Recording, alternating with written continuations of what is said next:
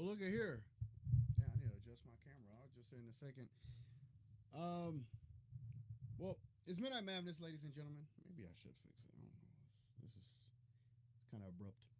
Anyway, man, it's been your boy TGK here. You already know we got Stix on the way. We're going to talk about how this season has started so far. We're going to get into all the ins and outs.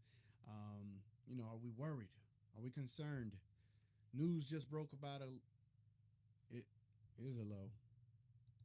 You gotta love technology, man. Oh, everything's gonna go to hell tonight. I already know. It already feels like one of those nights. Mic check. Okay. All right. But yeah, man, we're gonna dive into what this week has been like. We just came off of a homestand. We were 2-3 in a 5-game homestand, which is really difficult. And where we got the Nuggets tomorrow. We got the Warriors on Tuesday. We got a difficult schedule up ahead, so we're gonna dive into all of that. We got some topics to get into, and then we're gonna open it up for Lukah Lounge to hop up in here and get the chatting and get the talking. Anyway, man, without further ado, let's go ahead and let's start Midnight Madness.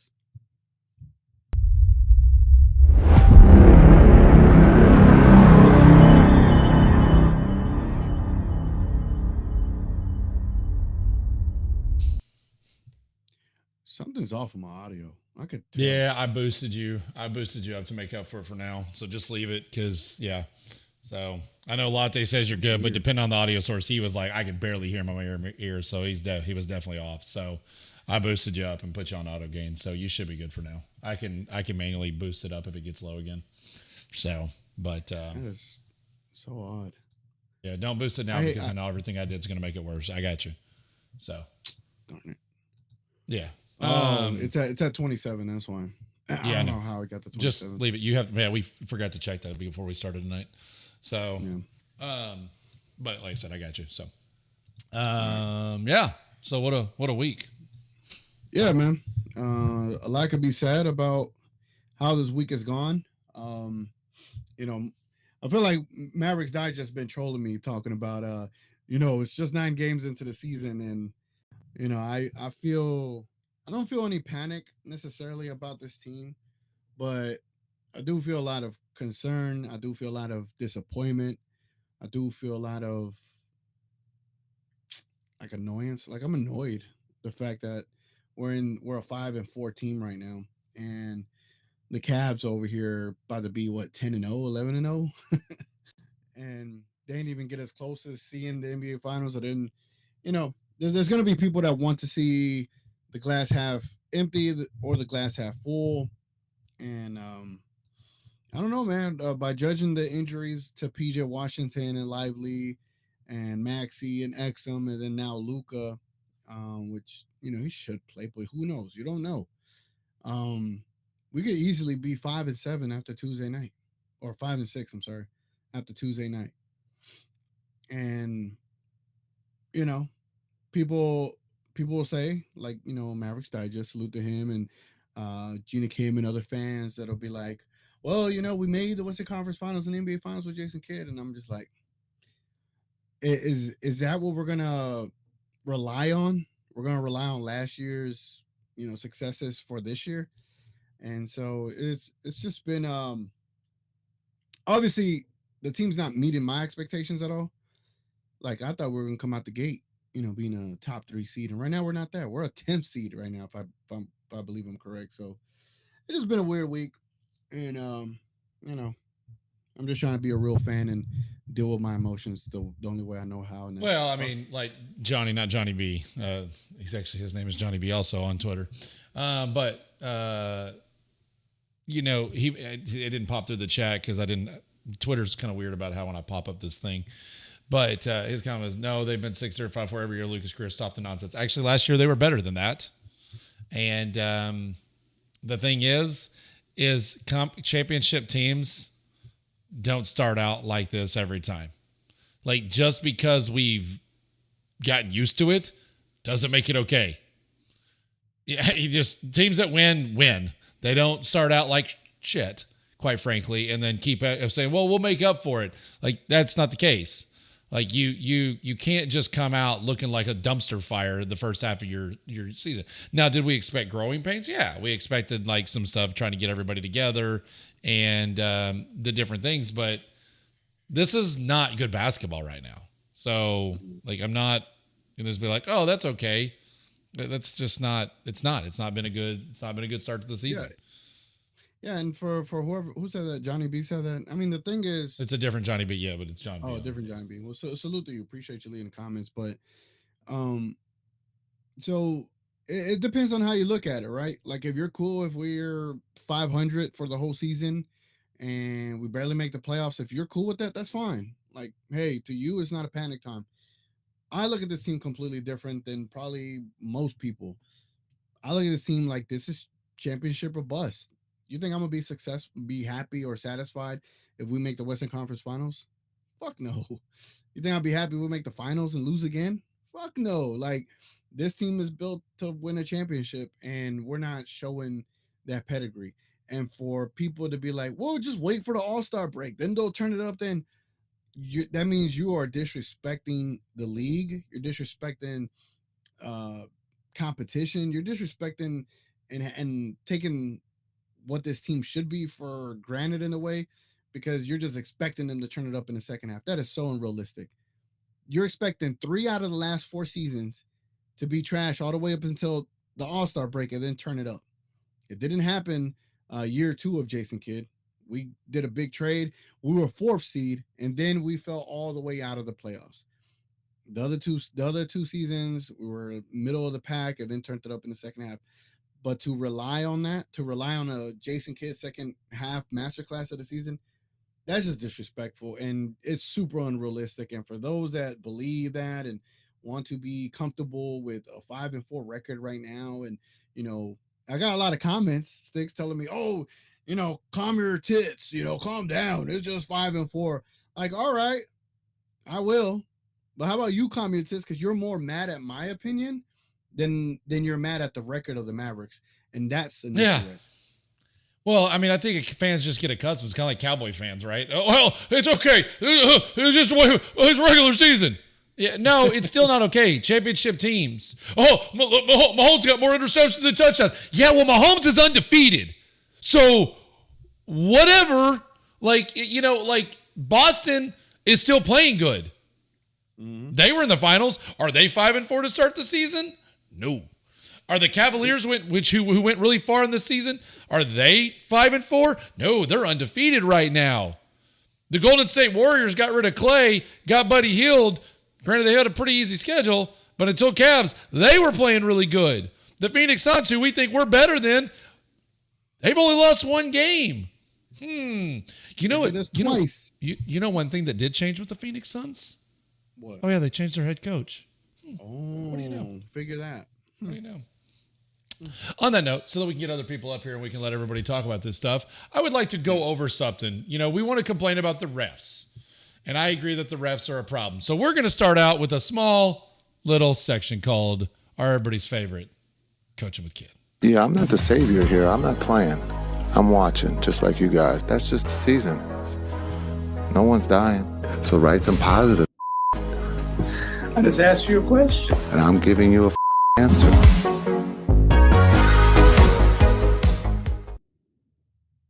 So, here's what we're going to do. I wanted this in full screen. I didn't want this to be on the normal share page. So, I'm going to play a video and I'm going to talk about this, and I'm going to stop it at one point, and then we're going to go back off camera and we're going to talk about this a little further. So, here you go.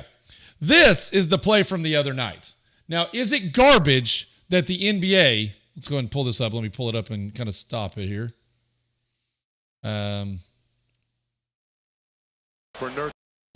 So I can't play it till it'll want to play as soon as I do this. So I'm going to do here. Let me loop it so that it won't want to stop when I do this. Yeah, it's wanting to do it no matter. Okay, there we go. So here's the thing. This is the play from the other night. Okay, I get it. The refs screwed us. It's bullshit. I think they should have an automatic last 5 seconds of the game, automatic review regardless of the challenge available. Kind of like a scoring in the NFL, right? Like, let's make sure we get it right. But here's what I want to discuss.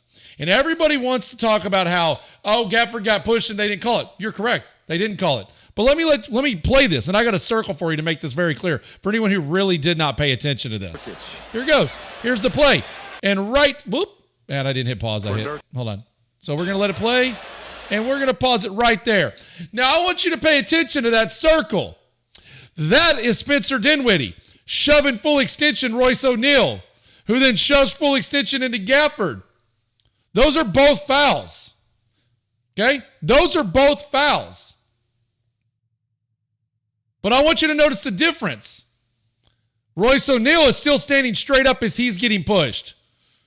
Neither one of those fouls got called. But let's play this a little further.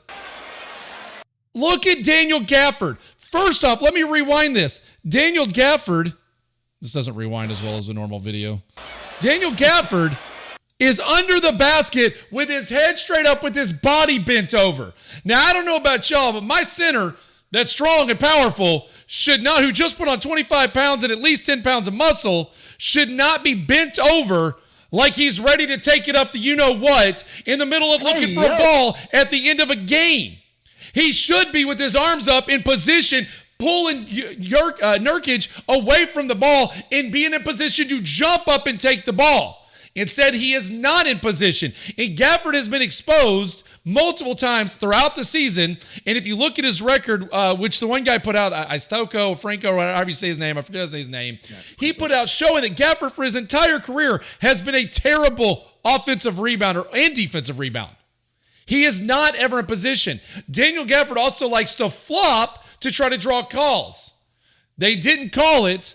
They shouldn't have called the very end one either. They should have let it play out because it was not an egregious foul, no more than these two were, and we should have been in overtime. But that doesn't make up for the fact that Gafford falls all the way on the ground right there almost, trying to get a freaking call instead of being a 6'11", whatever he is, 260-pound dude, pushing back on Royce O'Neal, who's smaller. But instead of standing strong, he fell. That's unacceptable as a main starting center in the NBA. So we need to stop making excuses for the refs. We need to stop making excuses for lots of things, and we need to admit what's right. And that's Gafford bailed on us right there. He bailed in the last game trying to get calls too, and y'all didn't say anything about it. You know, this is what's bothering me. And if you think the excuse is, well, Powell's better, you're lying to yourself there too, because Powell was not better in this game. But this is why we need Derek Lively in the games, because Derek Lively doesn't do this stuff. And this is a problem in the game right now. And so the result of this is he has to swing back up. Now, does he make the foul? In all honesty, the foul should have been actually called on Kyrie. Kyrie is the one that actually hits the arm and gets on Nurkic's arm if they were going to call it anybody a foul on. But they called it on Gafford, which fouled Gafford out, which means he wasn't in the game for the last play, which would have made a difference. And it also doesn't make up for the fact that Daniel Gafford, then Jason Kidd comes out and says he made the call to do a logo shot instead of us needing only 1 point. So we needed a 2-point shot. Near the basket would have been a lot better. So this is the thing about our team. That's a coaching failure and all. The fact that we have Tyson Chandler, who was damn good on the boards, and we can't get Gafford to properly rebound and stay in proper position at the most vital part of the game. Be mad at the refs, but you need to be more mad at Daniel Gafford and the coaching staff that can't get Gafford to play properly. Why did he put all this muscle and weight on if that's what he was going to do? And I'm tired of making excuses for what's going on with our team. Our team is playing with no energy. And what did Jason Kidd say, TGK? We got to have some fucking energy. Well, bro, that's your job. That's your job to motivate your players, to teach them how to do that. If you're coming out flat every game, that's a coaching problem. Oh, Jason Kidd's a player's coach. Jason Kidd's light. Well, then why isn't he getting his players to want to get out and play and start the game properly? Someone want to explain that to me? So, and that was one of the talking points last season going into the trade deadline. We talked about that. Even after the trade deadline, when we got everybody and we lost 6 or 7, that was a big question. Like, do the players want him back? Because they're not playing like they want him back. And here we are.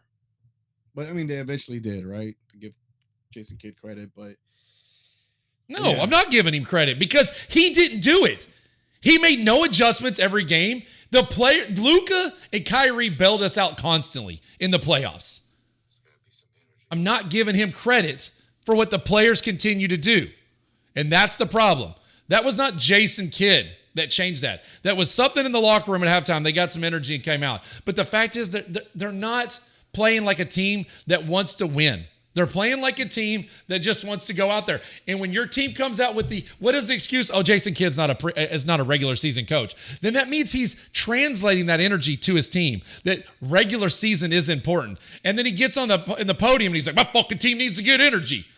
Bro, you don't even give a shit about regular season. You play with stupid lineups. You do all this stupid crap. You don't act like a coach who wants to win. Are the Cleveland Cavaliers coming out running stupid lineups?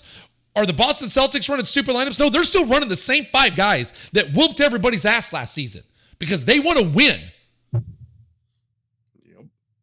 Jason Kidd does stupid shit like Kessler Edwards. And now the question is about Quentin Grimes. Did Christian Woods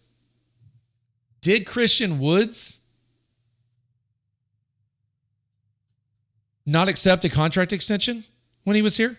They wanted him to take less? And what did Jason Kidd do to Christian Woods for not taking the contract he wanted to give him? Benched him. Quentin Grimes did not take a contract extension. And what is Jason Kidd doing? He said that Grimes missed a layup. The only layup Quentin Grimes did in the game was either slightly blocked, probably was. It wasn't a goaltend if you really look at it. But either way, it counted as a basket. What missed layup are you talking about, Jason Kidd? Could someone tell me the missed layup that Quentin Grimes did that he was going off? So you decided that the guy that's not playing very much, you want to cuss him out as if Quentin Grimes played 35 minutes of the game and the reason we lost? Jason Kidd is a terrible coach. He is a bad players coach because he kisses the ass of the guys he doesn't want to stand up to, and he mistreats the guys that need to have it. We needed energy in the first half. You might have tried? Maybe some young guys that are motivated to get on the team and get minutes. Mm-hmm. If your superstars don't seem to have attitude and don't have energy, put them on the fucking bench. There's got to be some energy. Somebody's got to come with some energy. Well, your energy guys are on the bench because you're a piece of crap coach who doesn't properly motivate your players. That's all there is to it. So there's got to be some energy. Somebody's got to make come excuses. With some energy. Make excuses, guys. Flat. Make all the ones you want. Make all the excuses you want. But this is a coaching problem at this point. This is a motivation problem. This is not a ref problem. This is Dallas Mavericks problem. And yes, I'm pissed because now that I'm more invested in the Mavs than I have been in years because I'm doing this show and I'm watching every single minute of every game, I'm seeing massive problems with our team. But I'm not authentic enough, right? TGK, I'm not authentic. Oh, yeah, right? yeah. I don't know basketball. Yeah. I'm not authentic. According to absolutely no way you're authentic enough. According to some racists on Twitter, I'm not authentic. Casey might be picking up the thing because he's clearly paying attention to me. So, I see we got some chats, man. Let's go engage with the people. Let's go. You go ahead. I'm gonna throw out the link for anybody to join who wants to get in on all this now. You got anything you want to cover before we throw the link out? Yes, actually. But agreed, Rook. They're definitely making it harder on us. That's without question. I've covered that. But we didn't lose that game because of the refs. That was a very low penalty game. Can we highlight Mr. Div? Div, which one? He has the member. He has become a member. Did he? Oh, yeah. Well, thanks, Div. Appreciate you, Div, back in the building. He is a member on the channel. Appreciate it so much, man.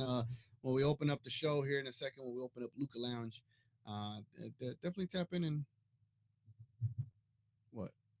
Well, I was going to say, when I do send this link out, we need to clarify the to get on the show, you have to be a member on Midnight Madness. You can talk in the chat, but you cannot get on audio. So if you get on audio, I need your display name to be accurate because we need to verify that it's actually a member. So make sure you put your name in correctly on the display. Don't make something another name up because if you're not a member, we're not letting you up. That's one of the perks of being a member for this part of the show. So just want to clarify that. So, all right, go ahead while I set this up.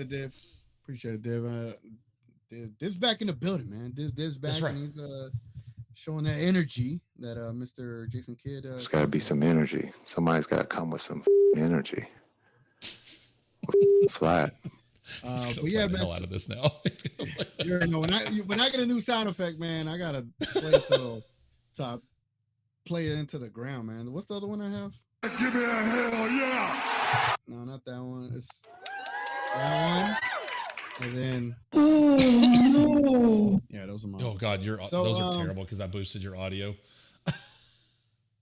How about can we make adjustments now? That way you don't have to boost. Yeah, well, go ahead and cover what you want to do. Don't play any audio, and then we'll make adjustments. And then when we get to everybody else, I can fix that. You can boost that back up, and I'll turn you back down.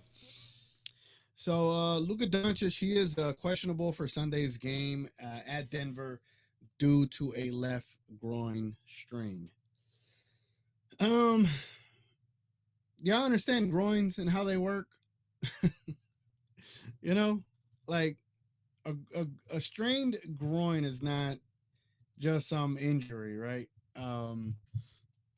The fact that it's just questionable, I mean, I guess that's a positive, but if you think like this is a great start to the season where PJ Washington, Lively are all out, and then Mr. Luka Doncic is now experiencing some issues while we're 5-4, and y'all are okay with this. It's not that, oh, they got injured, they suck, they're bad people. No, that's not what I'm getting at. It's just we have to be real and knowing that this is not a good thing. This is not good at all. And I think my perspective, Stix, is I'm looking at it from the perspective of trying to protect people's like mental.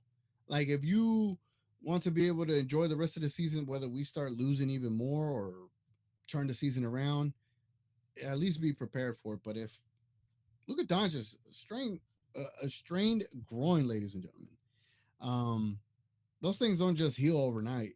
And like whatever you strain your groin, you need about like 3 days off, right? He's not gonna have 3 days off, and that's just minimum. That's like if it's a minimum issue. And honestly, I just don't know what to expect anymore. It's tough.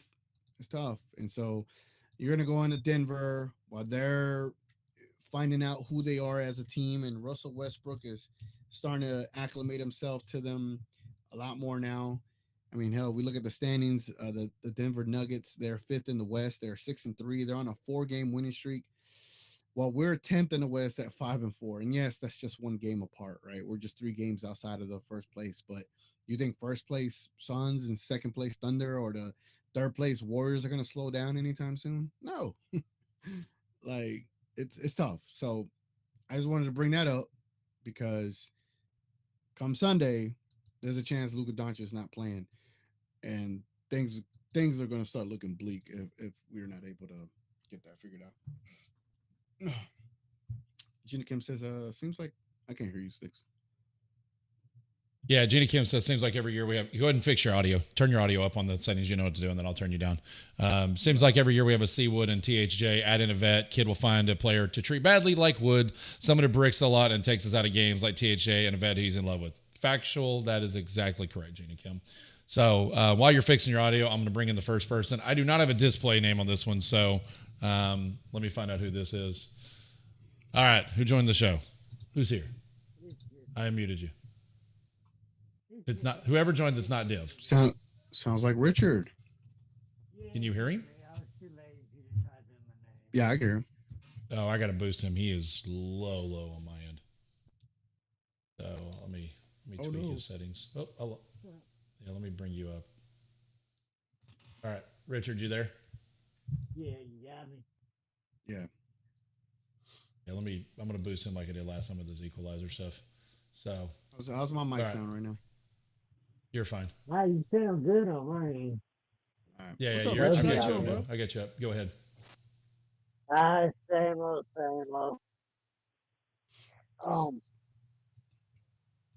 Was calling at you earlier, man.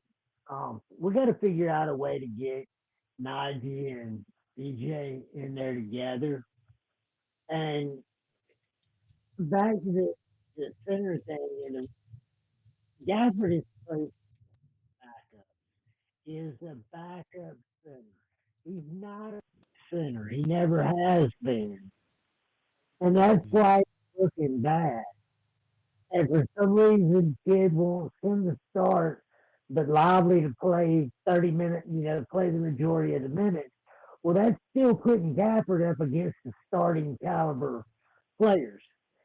He's not that player. That doesn't mean he's not good.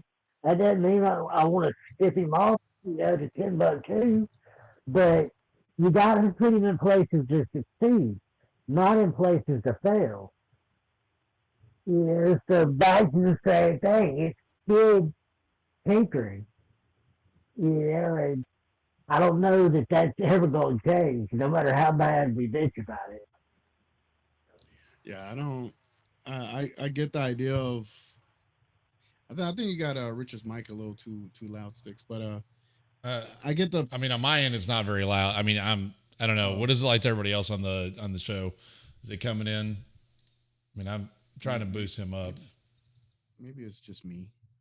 But no, Richard, I feel you, man. I understand. It's like Jason Kidd was talking about doing all these roster changes and still trying to figure out what he wants to do. And he was talking about, the starting lineup had to be changed due to injuries. So he sounds like he's aware of the changes that need to be made. But I think out of respect for Klay Thompson, I don't think we're going to see Klay being benched for Najee Marshall. I don't. Not unless Klay Thompson says it won't happen. That means it's not the right call. But no, it's never going to happen. All right, well, let me bring the other couple guys in so we can all have a conversation. So it looks like this is looks like we got Div and I think we got Big J because it says the original MFMFFL. That would be the motherfucking Mavs fan for life. So that's got to be Div. So what and Big J, am I correct? Div, is that? I know that's you, right? Yeah, that's me. Yep. All right, Big What's J, up, is that Div? you? How's it going, boys? I got to tell you, man, that game pissed me off. I just feel like Coach Kidd, man. I just think I feel like he's all about himself. So he doesn't care about the regular season. He just wants to make sure everybody's healthy so he can succeed in the playoffs to keep his job. So he could be a mid-level coach in the regular season as long as he makes playoffs, his top 6. That's all he cares about, which is not good for Luka's, MVP wants and stuff like that. But I don't think he gives a damn about that. I think he cares more about winning in the playoffs, which is not a bad thing, I guess, in a way. But at the same time, when you got a generational player, you should try and help him win awards too, Yeah. Well, let's be real, Jim. We got enough talent on the team that if you make the playoffs, you could at least make it to the second round just off talent on the team. So, by that case, Jason Kidd's going to do a good job every year, whether he does a good job or not. By those standards. Yeah, and the other thing too is, I agree, Richard. The other thing I don't like is when I watch us play, we're very predictable, man. It's the same plays. There's no action. There's no screening for Klay. There's no setting them up on the run for a quick shot. I just don't see any of that. And to me, that's coaching. It's like you have all this talent. You cannot tell me the best thing you can write up on a play is to have Luka go get the ball, 10 feet behind the 3-point line and jack up a shot. Like, really? Yeah, but on that note, Div, like, did y'all see? Hold on, Richard. Did y'all see Shaq's comment about why viewership's down? Shaq, I saw it earlier. Shaq made a comment about viewership being down because basically everybody in the NBA runs the same damn plays. He said it's just top of the key, pick and roll, and threes. That's literally it for majority of the teams. That's all it is. It's ISO ball, pick and roll, and bomb threes. That's it. And it's becoming a boring product. Actually, to be honest, I don't know if that's the only reason, and there's other things too. A lot of people are. Well, there is, but it's still accurate though, like you said. Yeah. We have no, like Boston at least runs plays. Like Phoenix was running plays and they were moving the ball on us. Until the second half, we weren't running down near anything. It's like, guys, there are multiple screens can be set. It doesn't have to be just Luka comes down the center. We do a pick and roll. We do it one-on-one. And then if that doesn't work, we kick it out to a 3-point. Like, that's our offense. And you know what? Read Luka and Clay can run a little more complicated offense than that, then maybe we got the wrong 3 guys. Well, I'll tell you this, guys. Do you remember when Golden State won against Boston? What did they do offensively? They ran the hell out of them. Right? When Boston played in the finals against Golden State ran plays, ran the ball, they cut to the hoop, they did Boston was lost defensively. They couldn't cover them because they kept doing smart plays, cutting to the basket. Like, I just don't understand why we are so one-dimensional when we have this kind of talent. To me, Kyrie, Clay, Luka, Lively are smart players. They have high IQ. You should be able to do different things with guys with high IQ. You shouldn't have to do the same crap. You do the same crap if you feel your team is not smart enough to do things. Do you know what I mean? But I feel we have some high IQ players. Why are we not taking advantage of these brains that they have? Why are we doing the same crap over and over? I think the coach is not creative. That's what I mean. It's either the coaching or the players don't want to adjust. I don't know. So here's the thing. Think about what we just rolled Najee out there at the start, right? So Najee, we know, is a good tertiary ball handler. And we didn't use any of that. We could have had Luka and Kyrie off ball, and let Najee do some creation and get a little bit more motion into it and still have Clay doing the Clay things. We're not utilizing Clay. We have Clay go stand in the corner. Still, or he'll stand at the top, but he's not in motion for the most part, catching and coming off those screens and stuff to get open shots. We're not utilizing Clay to his advantage, and we're not utilizing Luka and making it easier for Luka by taking the ball out of his hands sometimes. Just let him be a spot-up shooter. Let him cook a little bit, not, carry the ball up, dribble, pass, get the ball right back, dribble, and then take a last-second shot. That's how we get stagnant. That's how everybody else gets cold. I get it, but at the same time, like to me, let's say you do a screen and Luka gets the switch to on a smaller guy, pass the ball away, even though it's a smaller guy. I know you have the advantage, pass it away and then cut to the hoop or do something different. Like, I'm just sick of seeing the same crap over and over. And then when we go against a team like a Boston, where they have all around good defensive players everywhere, and their second squad is good too. Yep. You literally are trying to do pick and roll and matchups, but you got no matchups now that are really that much of an advantage. And now you're screwed because you literally don't know what to do. So now everything is difficult for these players. And it's like, why don't you move around? Like, I just don't get it. Jim, other than Luka and Lively, we're undersized at every position. Oh, Daniel, stop it. We are not undersized. Richard, stop it. We are not undersized. We got 6'6", 6'7". We're not undersized. Kyrie plays bigger than he is.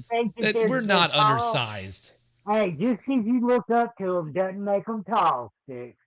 No, we are not undersized. We have. Tall, that's why. For a forward or a 2-guard, 6'6" is undersized. No, hold on. 6'6" is not undersized for a 2-guard. No. 6'6" is a decent size for a 2-guard. So what do you think? And we have long wingspans. I'll go with decent size on a 2-guard, but for a small forward, that is ridiculous. Clay is 6'7". For a power forward to be 6'6" or 6'7" is asinine. And for you to say that Boston, what is the height of the Boston players, Richard? What is the height of those 5? Boston. But Boston won the finals and is still kicking everybody's ass. I wouldn't be watching Dallas. They're not 6'9" and 6'10" across the board. So if it's about the size, why are they winning and beating everybody? They are above 6'6" at most of their places. Well, they got a 7-footer playing down forward. Our only short guy is Kyrie. How tall is Tatum? Like, it is not a height issue. We are not having a height problem. Tatum's like 6'9", 6'10". How tall? You don't want to open up this conversation, Stix. We are not in having a height issue. We have two tall centers. Team. We have Najee Marshall, who's got and PJ, who have long wingspans that make up for their height. Any slight height difference. How tall you are? All right, so Richard, hold on. Richard, after the trade last year, when everybody said, "Oh, we're a big team," when the Nuggets said that we had size, huh? I was screaming the same thing. Okay, but the thing, we made it to the finals of the team too. But the thing is, we are not a small team. We've got two players in our starting lineup that could be undersized. That's Kyrie and PJ at the 4. Other than that, we're not small. I still think that Lively should start at center. You don't think Hardy's small? Hardy's not even playing. Hardy's 6'3", 6'4". He's not. Yeah, by the way, Hardy's at least 6'4" to 6'5" based on how tall he was over Marcel, and I'm an inch taller than Marcel. I'm about an inch and a half taller than Marcel, and Hardy was towering over Marcel when he took a photo with him 2 weeks ago. So Hardy's at least 6'5", by the way. Okay, so you guys, Jaden Hardy, it says here is 6'3", according to NBA. I don't care what it says. He was at least 3 inches over Marcel. Yeah, he's at least 3 inches over Marcel minimum, and I'm about an inch taller than Marcel. Some of them don't. I mean, think about it. When Giannis was drafted, he was 6'7". Some players do grow. Men grow up to 21 years old. But it didn't work when it was another player, is all I'm saying. No, okay, some people, so and like I said, but if you that's what's his name, Grant Williams, they still list him as I think it was like 255. When he was here, it's about 270 something. He laughed about it, but they don't update it after you go to the combine. They don't update your specs. All right, so I'm gonna do a couple things real quick. Nancy, I'm gonna bring you in. We were getting feedback last time you came in, so do me a favor, just make sure y'all mute when you're not talking on your own side, just so it doesn't clear. So I'm gonna bring Nancy, but I want to go over 2 things. One, thanks Latte for your $1.50 American money with your $2 Canadian. I'm just kidding.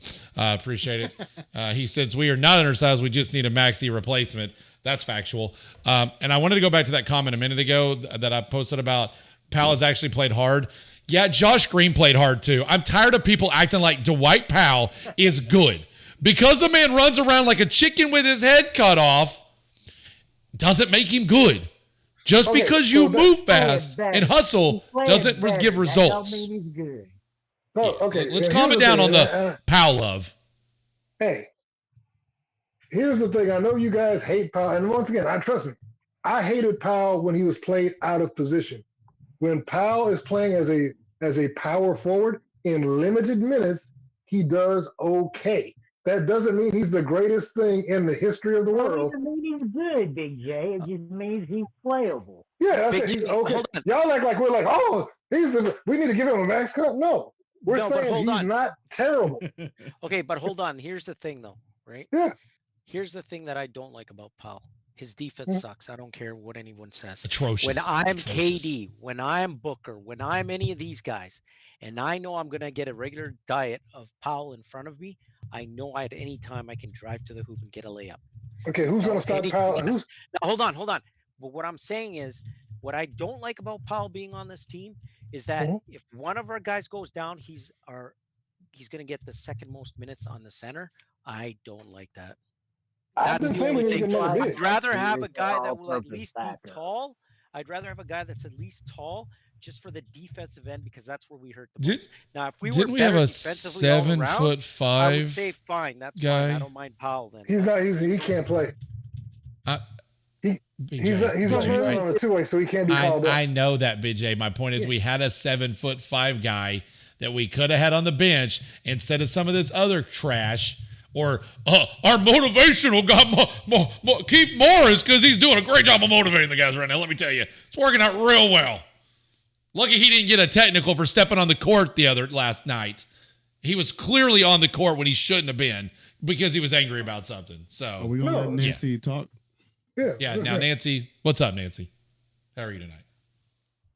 Hey guys, how you doing? Hello. Hi, We good. Hey, Nancy. Trust me, I'd be scared to talk. Go ahead, Nancy. The floor is yours. Kind of one question for everybody. What was Dinwiddie doing in at the end of the game on the fourth quarter instead of Marshall?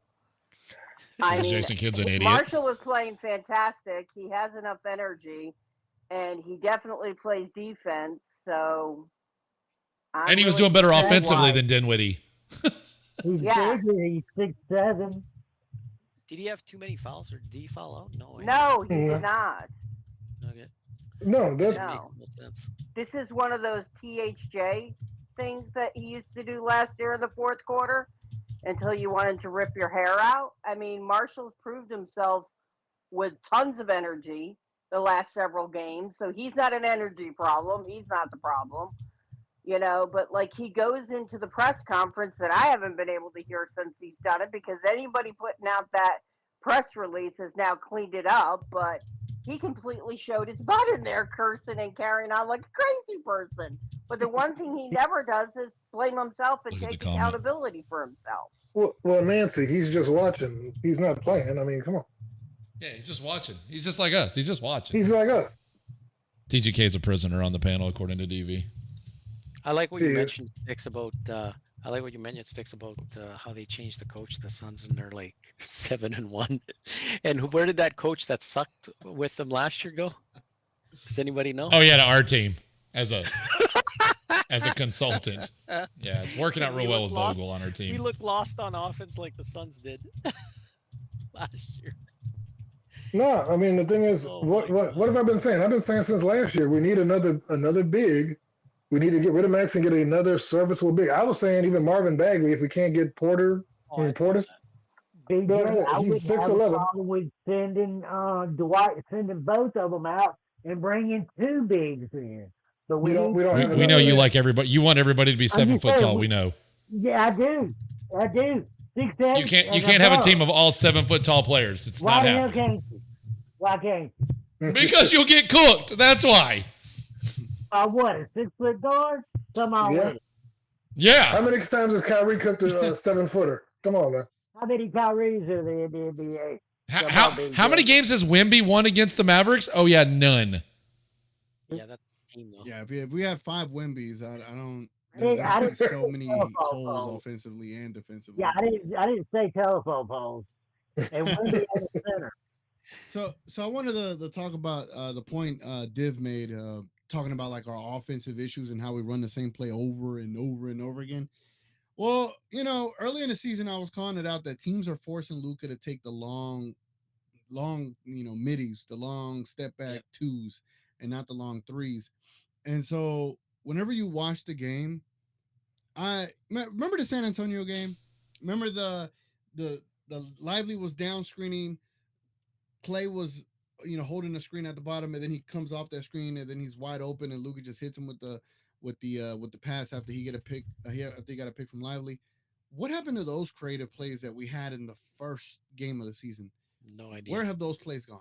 I haven't seen a creative Jason play. Kidd's just watching.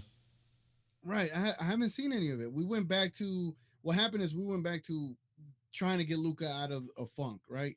And I feel like they're still trying to get him out of the funk. And with doing that, you're not helping anyone else. Thankfully, Kyrie is he's just one of the most skilled players that he could just be efficient at everything that he does except the finals, right? And I don't mean to throw no shot, but yeah. So here's the issue, right? A pick and roll should be able to help Luka Doncic immeasurably. You should be able to have a pick, and he should be able to run to the basket where the center's going to come and pick him up. What the centers are doing now is they'll hedge so he doesn't have a free run, but they'll also recover and go and protect the rim and deal with the center so he doesn't have an alley-oop, right? The Luka's defender is going to be like right behind him so he doesn't take that step back three. So now Luka's in this la-la land in the middle of nowhere in the middle of the paint area. And so that's not allowing anyone else to bite off or tag from a wing or a corner. So you're not able to get those open shots. I don't know what it's going to take for Luka to be able to unlock that, but he's got to attack the basket more now. You have to attack the basket. If he makes the mid-range shots, they'll have to change up again. That's if Luka starts making those mid-range shots, huh?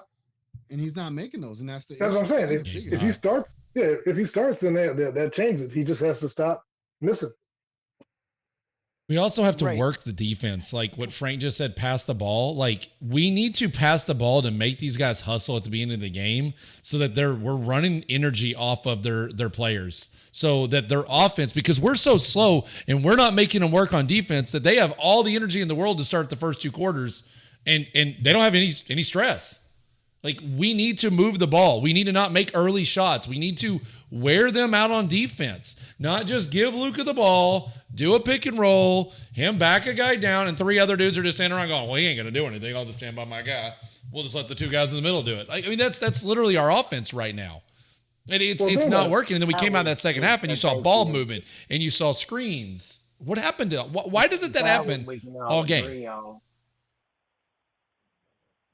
Say that again, Richard. Wear them down through your offense a little bit is just sound principle. I think we all can agree on that, and we're not doing it. We're not doing anything to take them out. I mean, in the last game, we got their center in trouble, got Plumlee in the game. Not one person attacked Plumlee, and then we get a wing out of a game. We get a point guard out of a game. We don't attack. Once we get them out, we don't attack it. Why would we get them out of the game if we're not going to attack it? No, So why you know aren't we what? posting up Luka against mismatches? Like if you post, He's up never Luka- going to post up Luka. You know that. They refuse to post up Luka. But here's the They question: refuse. It's a grave mistake. since we got all these new ball handles and everybody has to handle the ball now, right? Like we were kind of talking about earlier. And I was saying, if you were saying, how do you stop them hedging against the center role?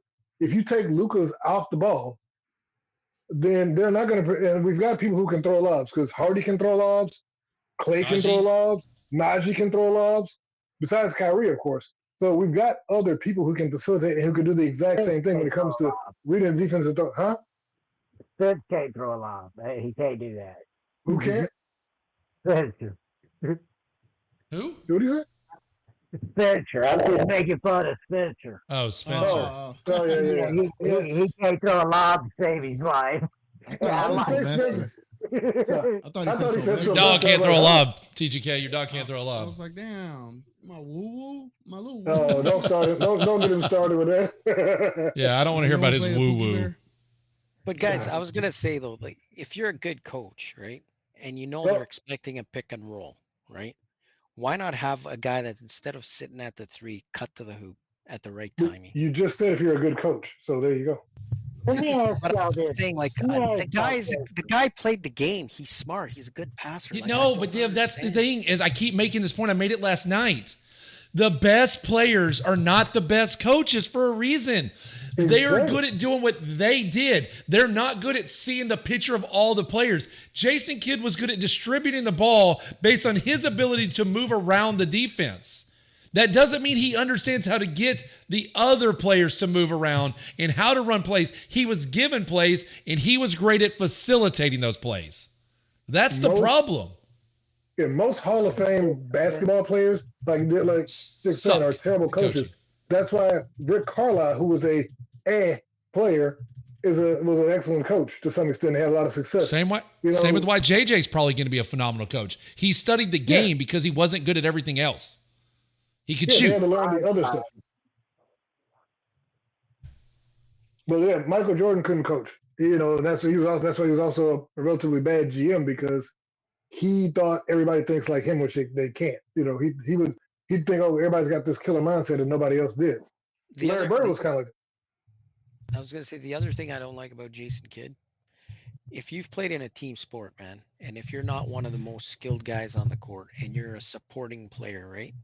The last thing you want to do is trash these guys. That's not going to build their confidence up. And for him to go out there and just trash everyone but Kyrie, Clay, and Luka, like Bullshit. it's just stupid. Like I don't understand it. I don't get it, man. Like The insane thing, Deb, that I don't mean to interrupt you, as I'm agreeing with you, is he didn't just call the guys out. For him to specifically call out Grimes is insanity. Yeah. And Grimes It was like sounds shooting like 100%. I agreed with your comment earlier about when he turned down the contract. Yep. Stix, when that report come out, that was the first thing that popped into my head. We might as well trade him. He's done. He ain't gonna be back next year. Kid's gonna abuse him. We might as well send him off and see what we can get. Well, hold on though. He can The get us a crazy- decent player. The It crazy ain't gonna thing play. is it's unfair. It's nice if these guys want to take a team discount, but you just expect them to take a team discount. Otherwise, you're going to treat them like crap is wrong Well, because they're players and they still deserve and have the right to make money if they can get it.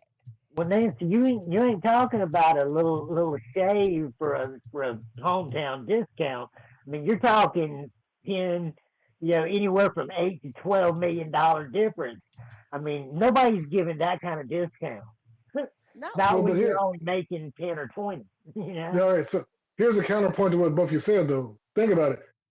Hardy did take, theoretically, a discount because we all thought Hardy was going to sign for way more than he did, and they still don't play Hardy. He took the discount, gave him a team-friendly deal, and he still can't get on the court.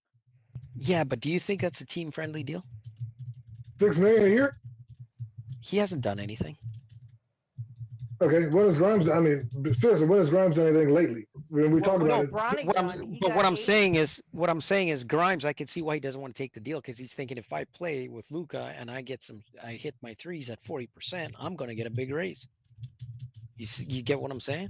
So, Well, but with the other guy, he's young. Like he might not get another. Like, you know what I mean? Like he's not.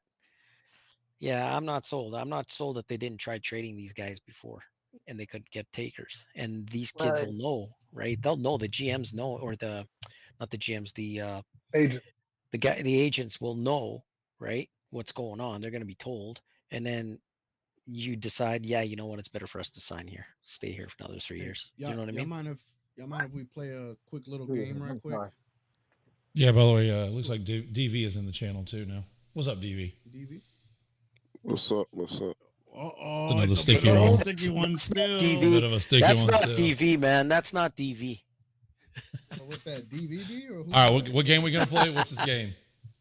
All right, so I want to play a quick little game and just I'm gonna go through everybody's name and y'all gonna tell me whether we win or we lose. I'm gonna go over the next 10 games. You know me, I like to. Is grab this a with little- Luka injured or? This is what he's questionable for the Nuggets, right? So No, but maybe are we he gonna plays. assume he's playing? We'll assume he's 65 to 75%. So he might play, he might not. So it's just totally up to you how you want to look at it. Yeah, because if he's not playing, I'd have different answers for these questions. Well, we'll start with Big J. Big J, do we beat the Nuggets Sunday? I think we should be able to beat the Nuggets. Okay, so you got a dub. Stix, do we beat the Nuggets Sunday? Are we assuming Luka's playing? Well, that's the thing, If and you- lively too, right? Lively as well. I mean, we're 5-4 with Luka playing all 9 games. All right, so it's just like If is Luka's that- not playing, we're not winning. I don't think we win. If Luka's Yeah. playing, I think we win. Okay, so Luka's playing. All right, Richard, No, Nuggets or Mavs? Nuggets. Oh, we got a L. Div. Is that Johnny B? No, it's me. What do you think, Div? W or L? I'm gonna see a big fat L. I hate to see it All because right, if Luka, DV, even if he W. plays, he's not gonna be 100. So There you go, Div, and it'll be lively. And PJ's first game back, they're gonna be rusty. yeah, Denver Are they should be playing? playing. I don't even know if they're playing. I don't think. Yeah, I mean, even if They're and if traveling, they don't so they're play, expecting we don't them. stand a chance. So What was that, Stick? I kind of write that as a scheduled loss. I said they're traveling, so that means they're planning on them playing because they're traveling with the team. And it's So in they're Denver, assuming they're right? going to play. Yeah, it's Yeah. in Denver. Now that I don't know, Div. High Well, altitude. that They're might done. be a good thing. They need to go on the road and focus on nothing but the team and the winning. Yeah, they're why are done. we so Right, bad at yeah, they home? do We're a better. terrible home team. I don't get that.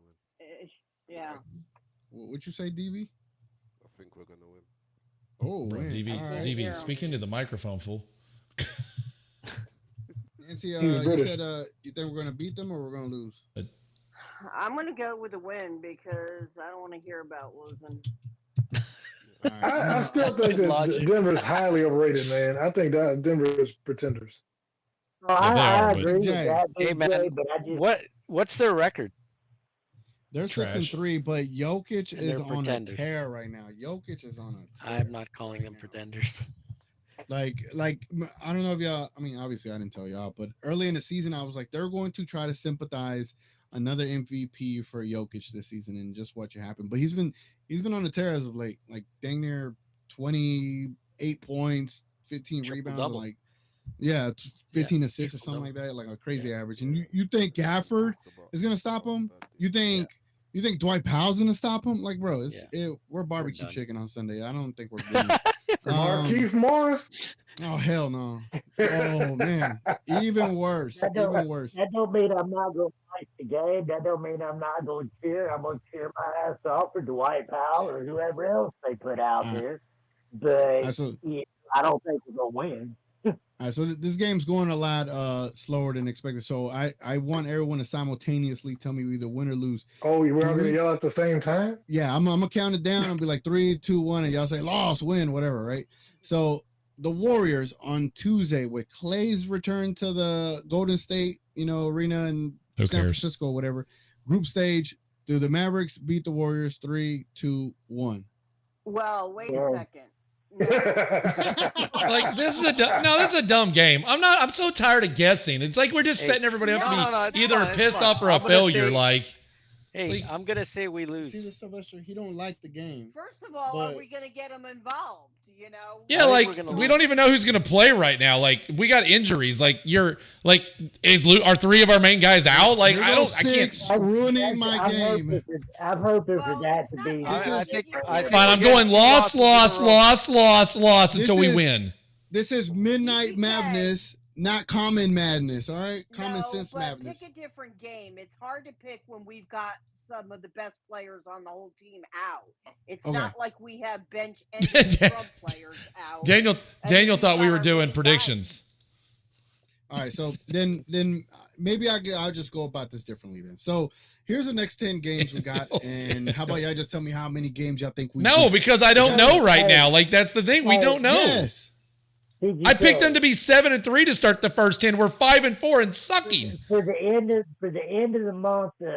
This month, I have us with a losing record. I looked at it today with injuries the way they are, with who we're playing, Yeah. where we're playing He's- them. I fully expect us to come out of this month with a losing record.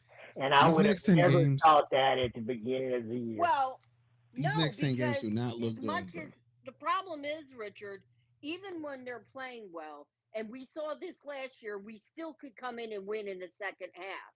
But right now, it still comes down to the same thing that we said the kid was going to do this year, that people were trying to say, oh, no, he ain't going to do that this year. He's not going to be an X factor. He's not going to lose games for us. Well, who do you think lost the Houston game for us? Just I kidding. mean, he decides what was that the back-to-back game? Was our Houston game the back-to-back game?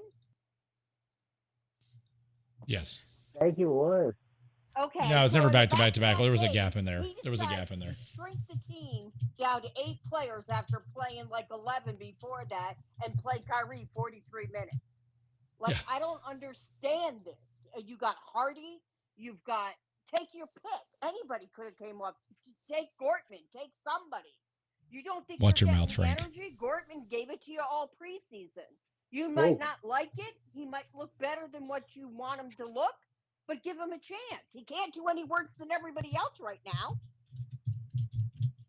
Yeah, but So, Nancy, you you're Look, you see saying how the fired coach- up he's got Nancy. Jason Kidd has Nancy right now.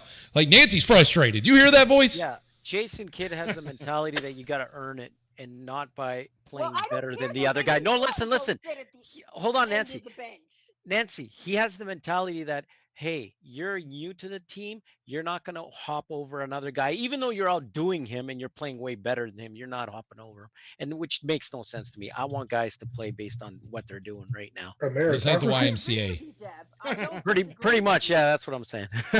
But I agree with you, and I don't disagree with you. Then my question is to Jason Kidd: you pretend to want a championship, but can you produce one and can you win at the same time while figuring things out? And right now, he's told me he can't do that. You know You know what? what we need? I wish got a somebody. question for y'all. I How wish. many championships did Jason Kidd win, by the way? Because this always keeps being brought up. What? None. A 1. Hey, I'm playing the game in the chat, so if y'all in the chat, please vote. Let's be clear. And, you know, Jason Kidd. I was gonna say Jason one Kidd. thing, you guys. Hold on. To Richard's question, Jason Kidd won 1 when he was the backup point guard. He lost both that he went to, and he got his ass whooped when he was the main point guard. Thank you. And how old was he when he finally won one?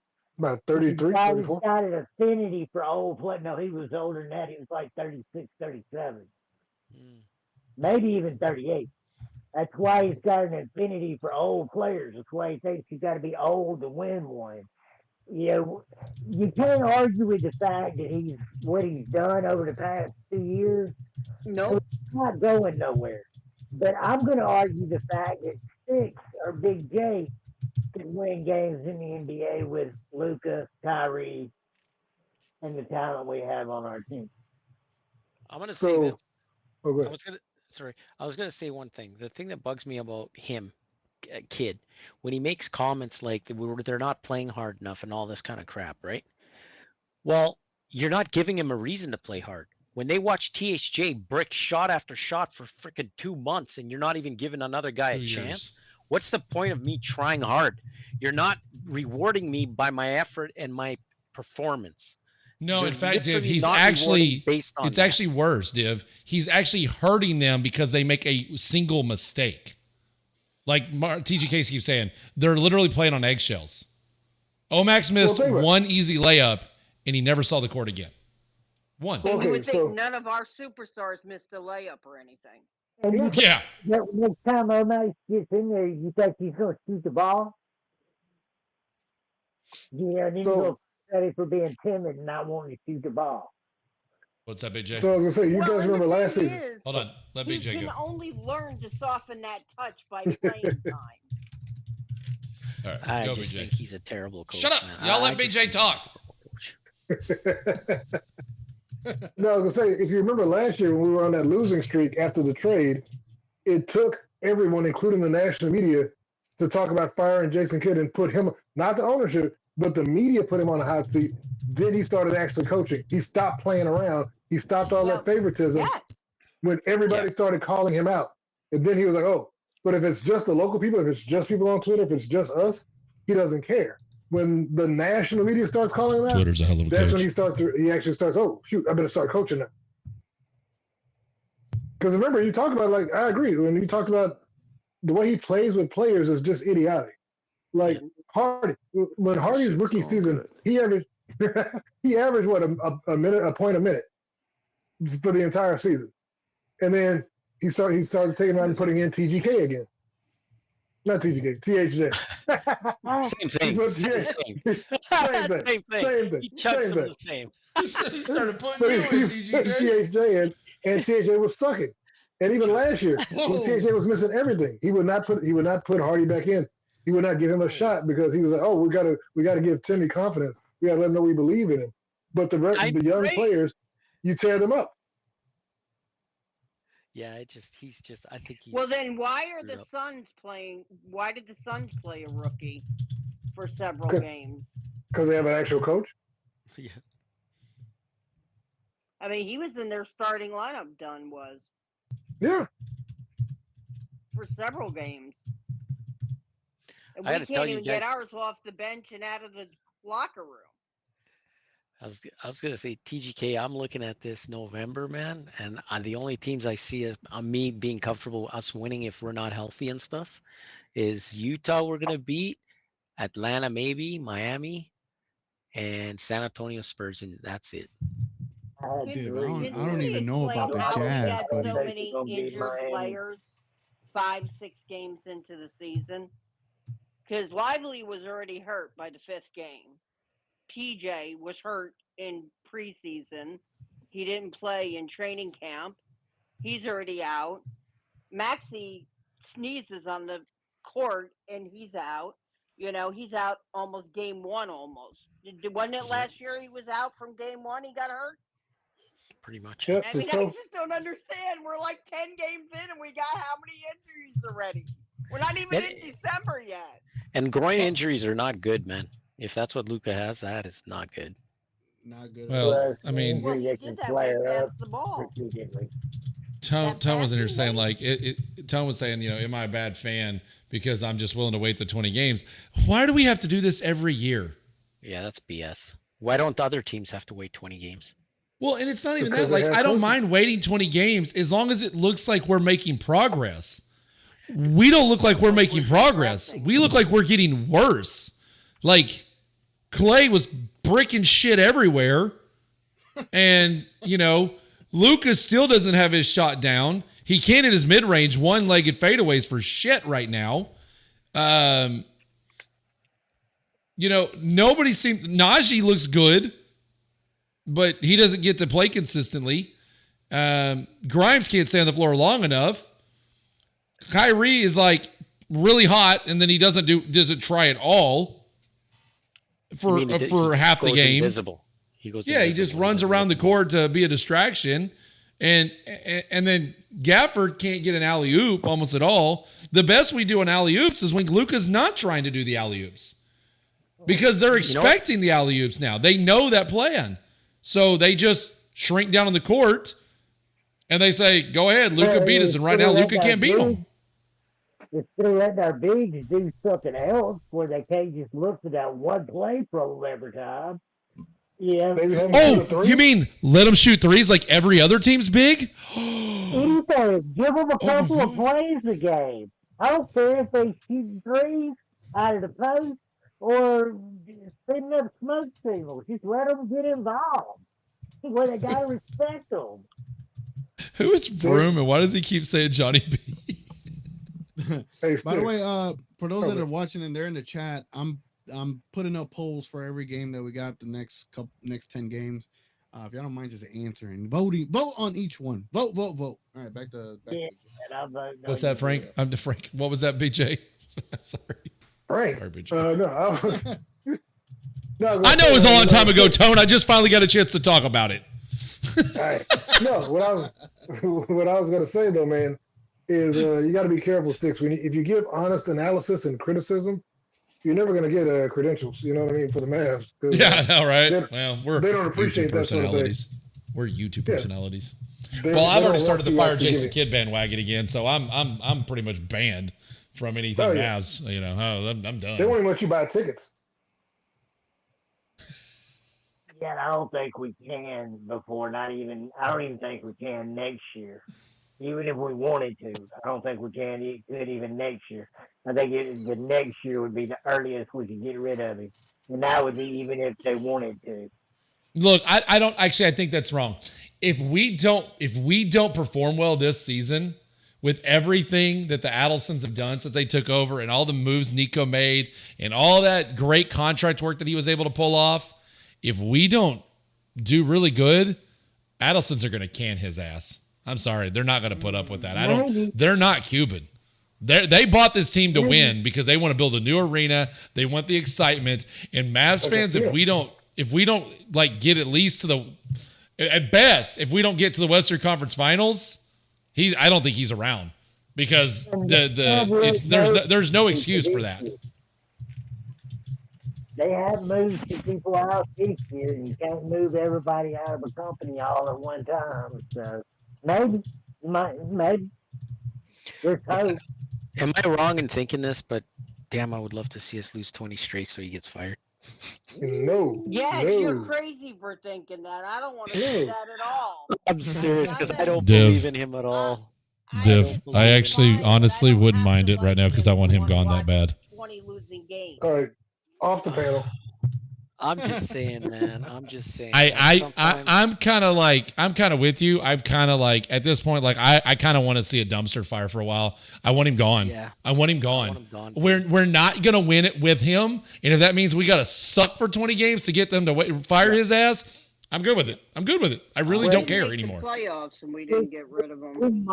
Yeah, but that was Cuban still running things, Nancy. It's not the same now. We're not going to win multiple, and our players are never going to win a regular season award. Not Luka, not Lively, No. That defensive player of the year that everybody thinks, well, we can get, he ain't gonna get it. Okay. I have a question. I have a question to clarify real quick.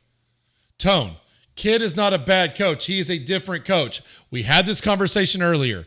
How many Hall of Fame players have won championships as a coach? Do you know that answer? No, there's one more. I can't remember his name. But those coaches were back in the 80s and the 90s. Lenny Wilkins. And the 70s. Lenny There Wilkins are did. no Hall of Fame coaches, players that have gone to coach that have been able to win. The ones that have been able to win, Steve Kerr. Why? Because Steve Kerr, kind of like J.J. Redick, were three-point shooters, and they were crazy intelligent at the game of basketball.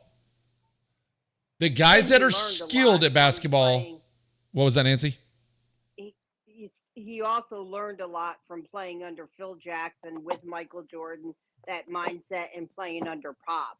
He even said he learned what he learned from all of that went into making him the coach he was. And like right, but that's the thing, like the superstar himself, he was a role player. Right, that's the thing. It's like I said, it's kind of like J.J. Redick. Like, these guys are hyper intelligent. They study the game of basketball. They were able to shoot threes. That's how they stayed around. They were clutch 3-point shooters. They were never the best players. So I've made this point before last season when I wasn't an actual coach and we came up one time. But the guys that are great at the game focus on their skill sets and being able to be great at being on the court and being phenomenal on the court. The role players, or the guys that never really could make it on a team very much, that want to be coaches and are really good at the game, they focus on learning the plays and the schemes and all the ins and outs and high-level overseeing of the game, so they're able to translate into coaching because they knew they weren't good enough to make it as a skill player. They just had one or two things that got them on the court, and then they focused on the overall game itself. I think the highly skilled guys don't have time for that. I think Stix, the other thing too with the highly skilled guys compared to the non-skilled guys, I think what makes them good coaches is they know how to relate to guys that aren't skilled because they weren't skilled. They can help them. They can That help too. that, yeah. And I don't think Jason Kidd can help that.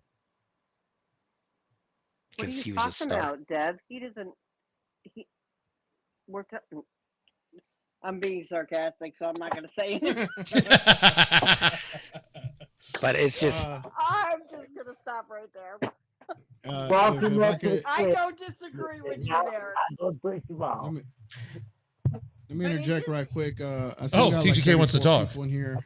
Yeah, I see we got 34 people in here, man. If y'all enjoying this conversation and the chat and also the polls that are in the chat, man, y'all leave a like.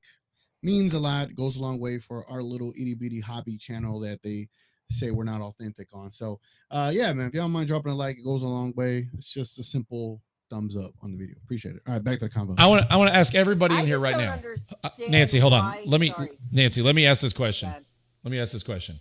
Okay. No. Tone Swan just put this up. Okay. Here's the thing. Hold on. My thing just glitched. Right now, would you take J.J. Redick or Jason Kidd as our head coach? Which one would you choose? Nancy. Oh, wow. I would take J.J. Evans. J.J. Evans. Who the hell? What? BJ. Good J.J. time. Redick or Jason Kidd? Who would you take right now? Honestly, I'd take Redick right now. I'd take anybody over Kidd right now, almost. Div, who would you take?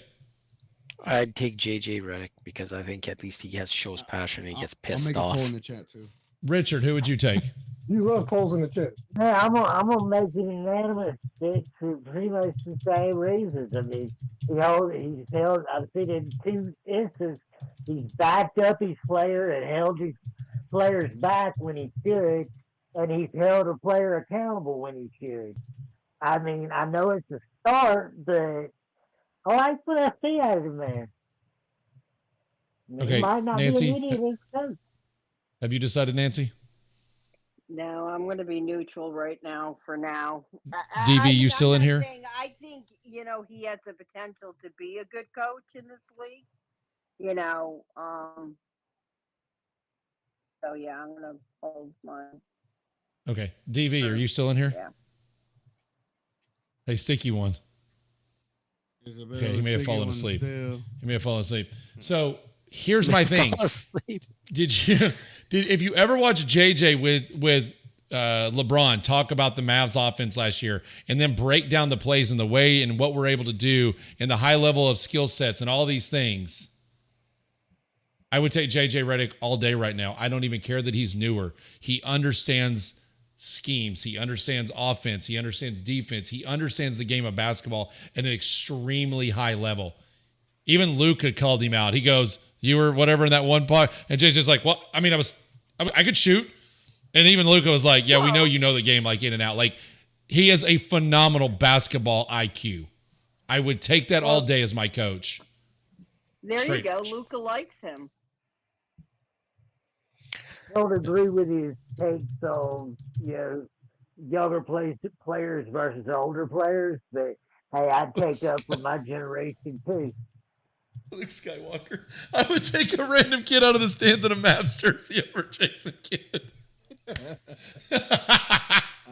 So far right now, after 9 votes, who would you rather take as head coach? Right now, 78% got JJ Redick over Jason Kidd. This is the problem, Tone. You take a comment like that. JJ let Bronny get 4 minutes. No, JJ didn't. JJ was forced to by management. That was the organization. Yeah.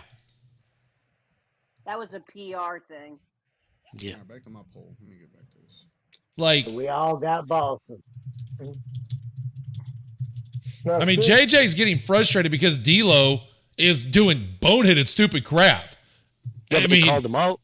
Yeah, he did. Benched his ass. And he benched He him. benched his ass. Yeah. And he's already yelled at LeBron. How many coaches have yelled at LeBron during a game? JJ don't care if you don't like him. That's the kind of coach I want. He don't care if you're a superstar. You do stupid shit, he going to call your ass out for it. To your face. And then he's also taking credit when he's made stupid decisions. What does Jason Kidd do? Well, my team just had fucking energy. What was the fuck? Play it for me, TGK. Play it. Why don't you hit that drop? Oh, I got you. Oh, I thought I was listening to Kid right there. There's got to be some energy. Somebody's got to come with some energy. Yeah. Flat. He said there was so much passion too, though, and energy. You know what, you guys? He's not wrong.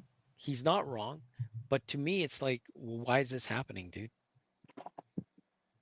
Like, well, this kid, the kind you're of the coach. Why is that a thing? Figure out why. As a coach, you're supposed to figure out why are my non-star players not playing their hardest. That's literally what he's saying. They're not playing hard, right? And That's it's like, coaching problem. if you don't know why they're not playing hard, it's because of you. You're not motivating them enough to play hard. And you're not putting the triggers in there to make them feel like, if I perform, I get time. Not, we've seen this shit before with Seawood, with all these other guys he's screwed around with. And people just get tuned out, man. They don't care anymore. Well, is it the... Oh. Go ahead. I was going to say, is the catatonic coach the one that's going to inject energy into a team? Well, exactly. What did somebody say? You take on the personality of your coach. And comment starts from the top. Kyrie said, being a role player is one of the hardest things to do because you don't get the same minutes as anybody else. You're expected to perform, and your leash is a lot shorter than everybody else's. And with Jason Kidd, it's even shorter than normal coaches. Well, I wish I could say, but how come THJ had such a huge leash? This is what I mean. It's not consistent with him. No. Correct. He has his favorites, and that's where it becomes a problem. If he does that to everybody, it's a little different, but he's not doing it. He picks on a guy every year. And it's like, yep, he does. That's stupid. That's not good coaching. Well, right? And how many minutes did Dimwitty play last night? What, 28 minutes? What was it? Yeah. I'll find it right TGK. now. I'll look it up real quick. He was in I got How it. many I'll pull it minutes up. did Dimwitty play last night? Yeah, hold on. I'm pulling it up. Give me a second. And Dinwiddie how many played 28 minutes, 3 points, -2, only 2 assists and 1 steal, no rebounds. So, how many did Marshall play? Marshall played 29 minutes, 18 points, 5 rebounds. And who was in at the end of the game? Dinwiddie. And who's the one that pushed Royce O'Neal into Gafford? Dinwiddie. Well, and I can assure you, Marshall wouldn't have done that. He would have been in there trying to get the rebound. That is correct. So if you needed defense and he showed he could score, why was Dinwiddie? Goes back to what you're talking about, Deb. He has his favorites. This was like, this is trash can, whatever, the initials. You know who we're talking about. It's all over again. Well, You know, and now it's just Spencer. First, he doesn't play in the first 3 games because we looked really good, so he didn't play really. But then we went back to trying to, like they're saying, get Luka acclimated. We went away from everything that made us look good in those games, and now we're back to the other way. He's on the floor, and it's already THJ all over again. Well, Nancy, I don't know He if it was was in the Rail games or in the fourth King, quarter. but they made one of them made the comment. I think, and I agreed with the decision that's done been made. He's going with Spence. Yeah, I think what's his name, Grimes, has pissed him off with the contract, and Hardy. That's none of his business. He's the coach. I'm not disagreeing with you, Nancy. He's got a pecking order, and unfortunately, Spencer is at the top of it, and it don't matter how good the other players play, that pecking order ain't gonna change. So then JPK Okay, by the way, doesn't want to win. let me give you this bigger That breakdown. was the point I was trying to get out. Let me give you the bigger It took me a breakdown. long time to get it out. Yeah, let me give you the breakdown. Najee Marshall played 10 minutes in the third quarter.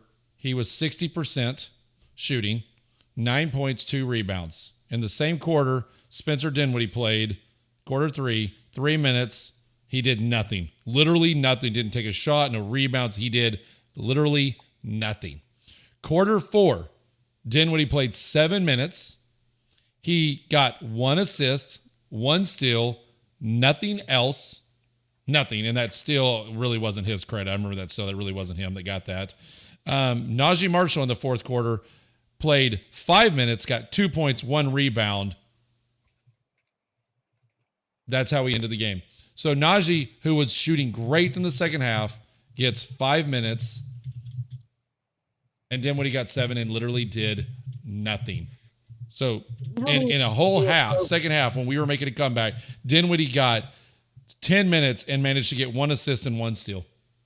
Not to defend Jason Kidd, but I think the reason he got those minutes because they wanted to rest Luka and Kyrie, and when they take them off, they don't look at Najee as the ball. I know, but what I'm saying is, what I'm saying is he's going to put a guard there, right? Out of those two guys. He's not trying to win though either, Deb. You can't change the momentum in the game and expect the momentum to stay because it goes right back to what you've been saying. He sticks with what he likes, what he knows, and what is comfortable. I feel like he's a toddler and he's got a baby blanket and you got to rip it out of his hands. Well, Nancy, do you remember me last year? What did I say? Maxie and Pal are his safety blankets. Yeah. Yeah. I mean, they're like, at this point, you would think the desperation would start to come from the coaching staff about winning a game right now. If it gets much worse, I bet you the ownership does. Well, Right I'll now, tell you, man. Even with Maxey, in theory, and if he's healthy, he can help us win some games in a playoff What happened? game. Maxey? At this point, I'm wishing they would There's got to just be some energy. set him out, don't play, put him on vacation, send him to the Bahamas on vacation, and bring him back in February. So I have some. I want to report my homework that I did over the last 30-ish minutes. I was doing some polls. What do they call these things, Stix? Like when like people they're polling for the election. Like what are these things called? Like what kind of polls is this? What's the term for it? It'd be poll results. It's just polling. This is the TGK Midnight Madness chat poll results, and let's go over what we got here. All right, ladies and gentlemen. So I asked everyone in the chat, if they believed whether we were going to beat the particular team for that day, right? So the first team is Sunday against the Nuggets, the Denver Nuggets, and 60% of the chat said we would win. The next team was the Warriors. 60% of the chat said we would win. The next team after that is the Jazz. 100% of the chat said we would win. The next team after that is the Spurs. 100% of the chat said we would win. Now it starts to change after that game. Against the Oklahoma City Thunder, 60% of the chat said we would lose. Against the Pelicans, 70% of the chat said we would win. Against the Nuggets, they had us beating the Nuggets at 60%, but the second game they have us losing at 60%. The Miami Heat, they have us winning at 62%. The Hawks, they have us winning at 100%. And then the Knicks, they have us losing at 56%. So the chat has us at a 7-3 record over the next 10 games. Y'all delusional. Yeah, good luck with that. The fans making them picks, not gamblers. Always look at the I want y'all all to put money on what y'all just voted on. Let me see if all y'all still feel like they're absolutely. 7-3 if you had money on the line. And I put another poll in the chat. I put how many games do the Mavericks win the next 10 games? And right now, 40% is leading with 5. So y'all lied to yourselves. So y'all lied to yourselves. Gina Kim's like a lot of delusion. Especially with a groin injury, man. Those things are gonna last a while. And I'm gonna go on a limb and say Luka doesn't play Denver. He doesn't play the Warriors. I think he'll play. Let me see the schedule again. So Denver, Tuesday, Thursday. Don't PJ have a sprained ankle, TGK? No, knee. No, he has sprained a knee. I say so he might be out another 3-4 weeks. If the groin is for real, I think Luka's back next Sunday. If it's for real, those things, I'm telling you, if y'all had Stix, have you ever had a groin injury? Mm-hmm. It sucks. It sucks. Those things linger. You don't get over it quickly. You better heal it 100%. You better heal that 100% before you keep playing. If he thinks he can work through that, he's stupid. And the Mavs are stupid. Yeah, I think he's back maybe next Sunday against the Thunder. That's the one where you're cautious. More information and you give them an on extra week. Lively? How did he? No, they're not being clear at all with that. Sprained shoulder. How? And there again, he could be out 3-4 more. He could be back tomorrow. He could be out another. He's been out 2 weeks. He could be out another 6 weeks. How many games has he missed so far? 3. Yeah, those make a difference. You miss that many games. At what point are we going to start saying that Lively's kind of injury prone? He's not injury prone. Jesus. I was thinking that. He got his nose busted by somebody. That doesn't make you injury prone.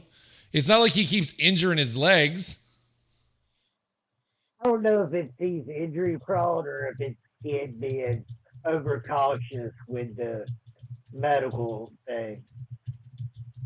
Well, he had 3 separate injuries last year: the nose, the foot, ankle, or something. He was in a boot, and then something else.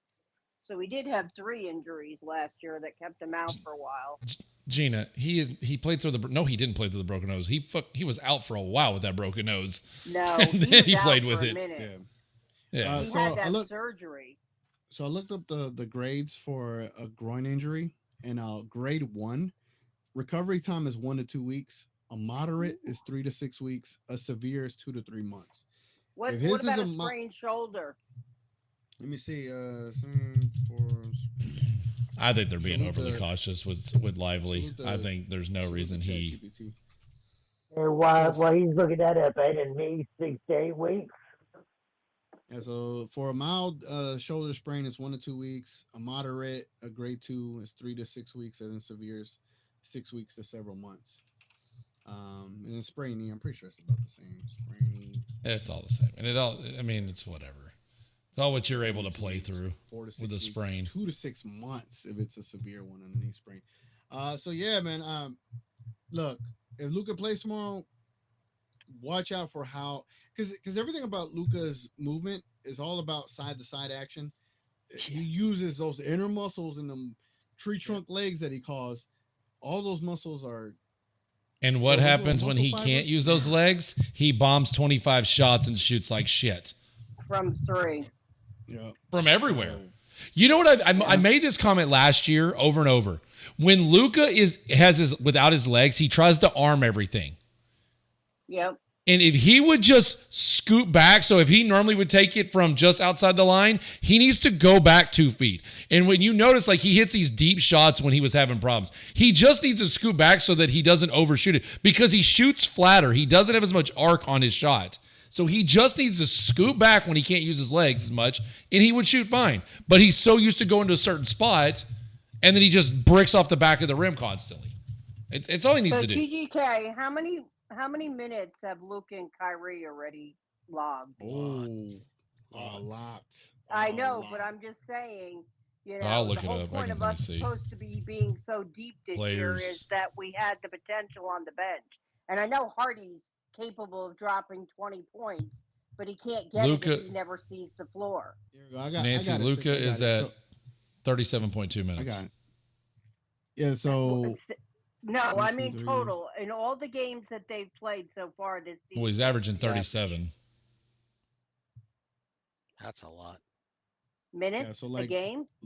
Yes. yeah, over the first 9 games, here it goes. Every Yeah. every number I give you is per game. So the first game against the Spurs, 36. The next one, 39. The next one, 33, 40, 38, 32, 42, 32, and then 42 again. Like, you are playing Luka Doncic playoff type minutes right now. And what about Kyrie? Kyrie is 35.7. 27, 39, 36, 39, 43, 28, 40, 28, and 41 again. Like, I thought we're it playing was these guys way having too all much. this talent was so they didn't play all that time. What's that?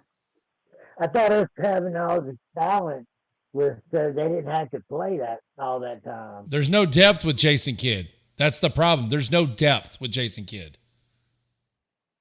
If we had Maxey and we had Exum, we would have depth because those are his guys now. But Hardy's not going to get those minutes. Omex isn't going to get those minutes. Grimes clearly isn't going to get those minutes. So if they're not getting those minutes, then he goes to playoff rotations. Well, if all your favorite players are over 30, well, over 30 players get injured a lot. Well, look at how much Luka's already injured, or how many games in? 9. He's already got a groin injury. He's had a calf injury. And we were hoping to get him to the playoffs healthier, not more hurt. That doesn't matter. Yeah, but He if you have doesn't care. to play that much just to win regular season games, That's that what I'm tells talking you a about. lot. Yeah, That's why I was wondering, Dev. yeah, that's And it's that's just all how it is. because he won't let the other guys play.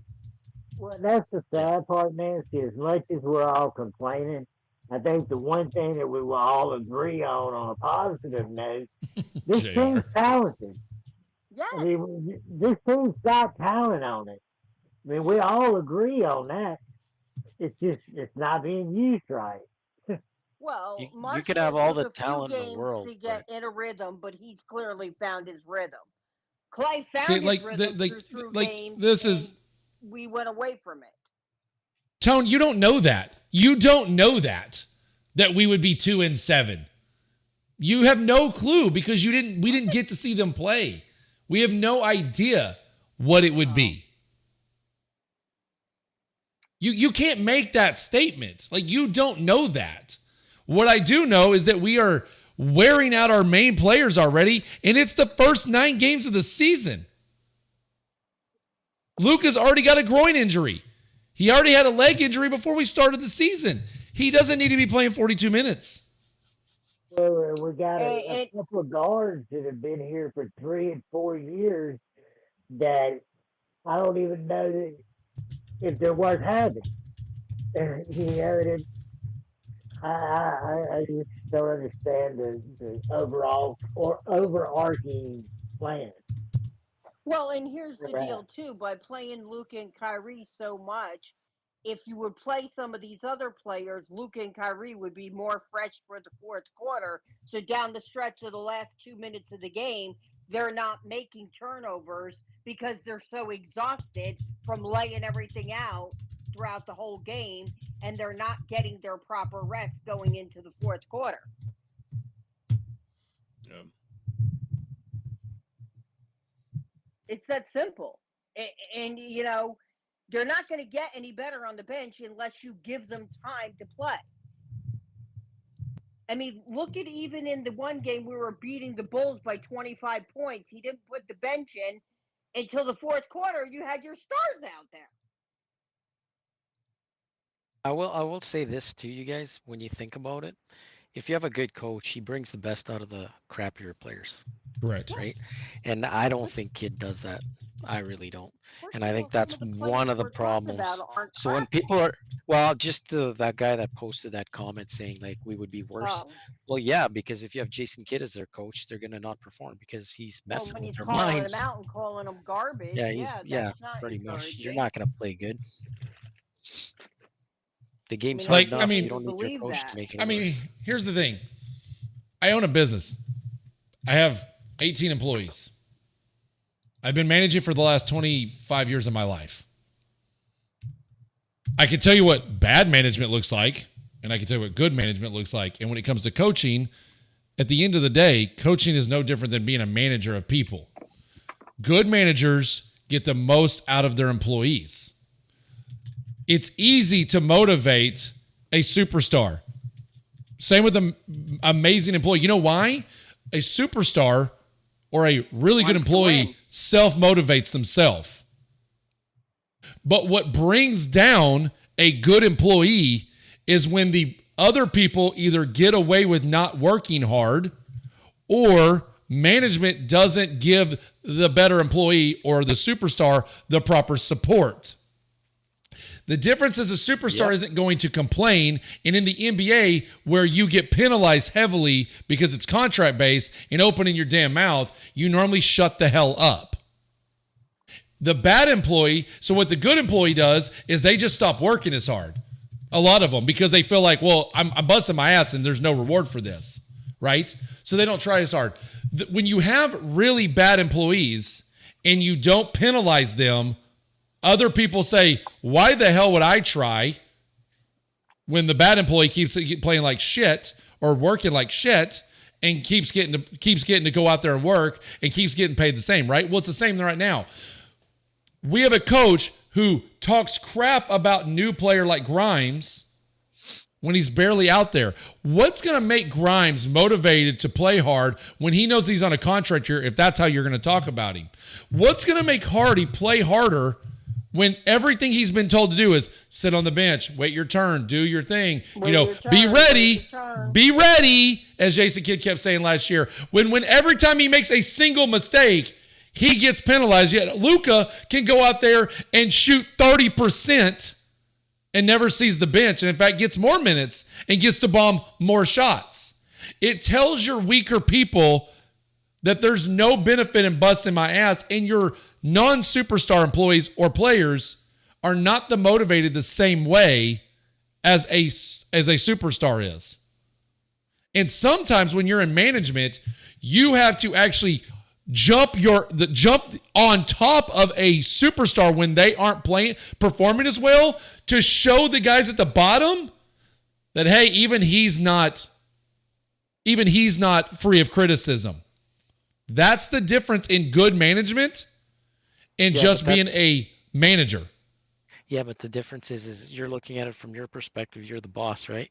I'm saying Jason Kidd's not I'm looking at it from both. I've been both. I'm saying if he's looking after his job, he's not going to complain about Luka or Kyrie or Clay. Because if he does, he might be gone, especially with Luka, right? You piss him off. Then you're a shitty coach. No, I'm just telling you that's just how it is, right? If he's looking after himself, he's not going to go and do that, right? There's got to be some energy. Somebody's got to come with some energy. Well, who would you guys like to see in the closing lineup in the fourth quarter? Because a couple of games we lost this year is one because our superstars retired, and 2 because of the closing lineups we got. I like the I death would- lineup to close games. The one with PJ at the 5, because it seems like he's the only one that can't get pushed around in the paint. Like the one game where we had to play the death lineup a lot against Houston. PJ was a big reason why He we got shut back in the down game. Sangoon. Yeah, he's been a big reason this entire season why we've had some kind of presence down there. And Lively too. Lively being injured makes you forget how well he did start the season, but he hasn't been as physical as we've wanted him to. And I like the depth lineup of Luka, Kyrie, Clay, Najee, and PJ. I just think everyone's an option to shoot the ball. Everyone can actually dribble the ball. Everyone can do something out there. So I like that lineup. I think it's I real like tough to Lively defend. in place. I actually think right now I'd rather see Najee over PJ and Lively out there. Wow. I think Najee's see. scoring better, and I think he's a better defender. I Yeah, do. see I if think that he's a lineup better is- defender. I don't Let me see if that disagree lineup with is that played. point, Stix.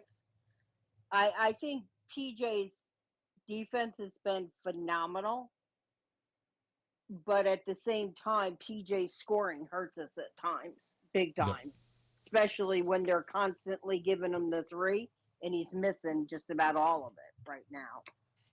I mean, his percentages in 3-point shooting. What is it in 3-point shooting right now?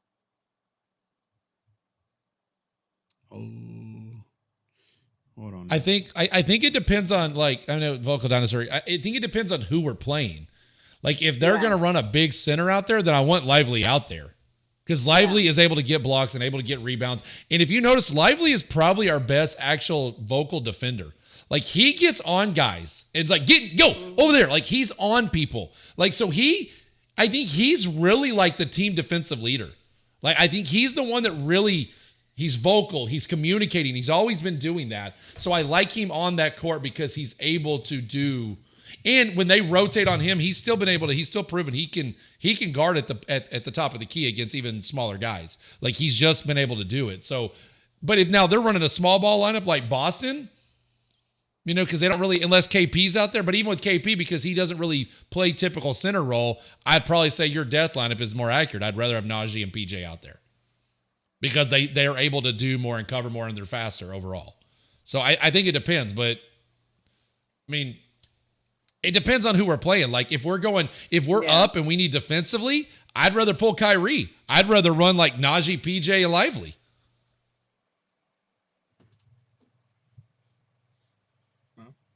I mean, I kind of agree. I think it depends on who we're playing because you can't have PJ if there's a guy like AD down there. Like, you're gonna get cooked. Do you know what I mean? Like it depends Yeah, on you the can't- player yeah. you're going against. You can't have Wemby There's out there certain in guys- a close game and not have Lively. You just can't do it. Yeah, because here's the thing. Like to me, when I look at like if you're playing a center that knows how to post up and make buckets on a smaller guy, you can't have that small. You can't go small, right? You need to have blocks. If you have a guard like a Ja Morant, shit like that, Yeah. I want Lively on the court all times. Well, Because Ja Morant so will this eat question, anyone, this is everyone what's alive like that on layups. This is what's funny. Luka complains constantly complaining to the refs and holding on to the game isn't a good leader. Do you realize that Luka's ball possession this season is like drastically low? Luka is like not even anywhere near the top of ball handling this year. Like this is probably the Read least that again, Luka though. has touched the ball. Hold on, Is hold this on. Luka No, constantly complaining to the refs and holding on to it all game isn't a good leader? The complaining I would agree with. But he's actually not handling the ball that much this year compared to the past. So like that's not an accurate statement, and you can't be watching the game if that's what you think it is. TGK, what is his 3-point percentage? Which player again? PJ? PJ is shooting 22.6% from 3. Oh snap! I'm leaving that guy open all day. Well, and that's the Marshall. point, and that's what's happening.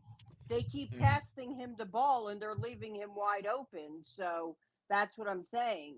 I would rather see him get the ball in the paint, in the post, but I don't want to be constantly using him for a 3-point shot because it's been rough. And Luka's attempting 10 3-pointers a game, 3-pointers a game. He's shooting at 34%. And I'm just like, I don't know if Luka needs that many 3-point shot attempts per game. To be completely honest with you, like I would much prefer to see Luka drive to the basket and force the issue. And when he was getting the 13 and 15 assists against, who was it, the Magic and the Pacers, or the Rockets, whatever the case may be, when he was doing that, like, the offense looked a lot better versus him making everyone stand in their spots, dribble, dribble, dribble, step back three. Like, if you're, I mean, obviously they're professionals and they're gonna play, but like, if you're out there and you just watch someone chuck up a shot, and it's like, all right, I guess, like, and it's just the human nature of it all. Yeah, but Like, you know what, what's up? TGK, I'm going to say this to you. I agree with what you're saying, but in order to do what you're asking, you got to be in shape. You got to be in Right. great shape to be driving all the time, and especially the way he drives. He's not driving and slashing, blowing by a guy. He's driving and putting a guy on with his back, using power the whole time going down, using physicality. That wears you out.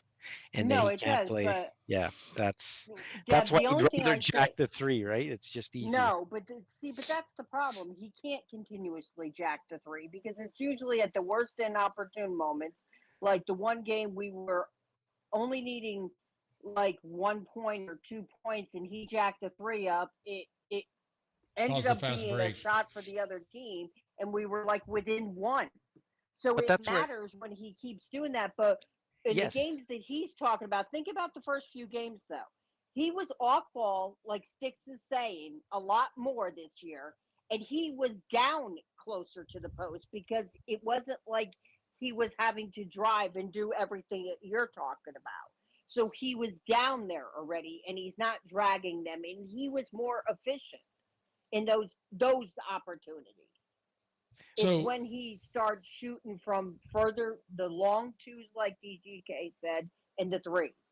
well, and here's the thing, like, goes back to the coaching thing. There's two things. Luka made a comment after the post game about trying to get used to playing with new players. I think part of the issue for Luka playing with new players is that he wants to have them in a spot so that he knows where they are to hit them with passes, and that's not the way Klay plays. So Klay's not used to just standing around waiting for a ball to be thrown to him. And so instead of adapting our offense, which is what Jason Kidd should have been doing, and switching things up to get some changes, Luka's going back to the same way he's been playing for the last 5 years, and Klay's not, he's like, well, Klay's not just standing there waiting for a ball, because it's just not, it's honestly not great offense. Like, you shouldn't just be chilling waiting for a ball, because it's easier on the defenders to collapse and go right back. So I think that's part of the issue. And then the second thing is, well, hold on, Dib. The second thing about that is, if you know you have a shooter like Luka that likes to bomb those deep threes and deep twos, then you should be teaching your guys, Luka should bail, the other guy at the top should bail to keep people from leaking. The two side players and the center should be crashing for long rebounds. But we don't. Even if you don't get the long rebound, you slow the easy escape out pass because there's somebody right on top of the guy as he gets his rebound. We don't. Our two side guys just start slow rolling out. They slow roll out back and go back to play defense. And we never crash on the ball. So it just makes an easy out for the guys. And half the time, Luka's standing there watching his ball. And our other guy on the key, whoever it is, Klay or Kyrie, Dinwiddie, doesn't really run. And so these guys are just getting easy outs, and it screws us. Like, why aren't we crashing from the edges on these long rebounds? Those are the easiest to watch because you can tell the angle it's hitting because it's carrying for so long, and you can see which angle it's going to come off. But we're not doing it.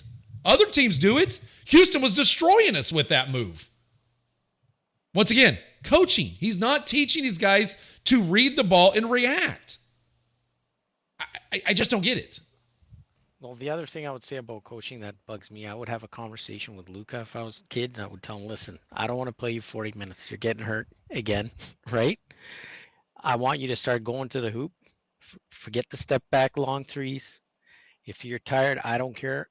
I want you to just go down, drive, and if you get tired, we'll sub you out, right? You're going to get less minutes. Give me that effort you gave on defense last game. You know how he was playing KD? I thought that was amazing, the way he was playing. Really impressed me. But when he does that, he's going to get tired. So that's why I don't want him jacking threes.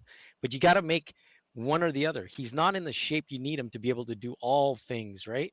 So then he has to pick and choose. You got to talk to him and say to him, listen, we don't want the jack the three from 30 feet out. Like, that's stupid shit. Like, I don't understand that strategy. I think it's stupid. If he drives to the hoop all the time or most of the time, find guys, get the other guys involved, play great defense, get your subs. You don't need to play a full quarter. I can't stand that shit. And then the other guys will actually get playing time. Do you know what I mean? And they will have to learn during the season, because that's when you're going to need these guys. Like, you're not getting better doing what you're doing.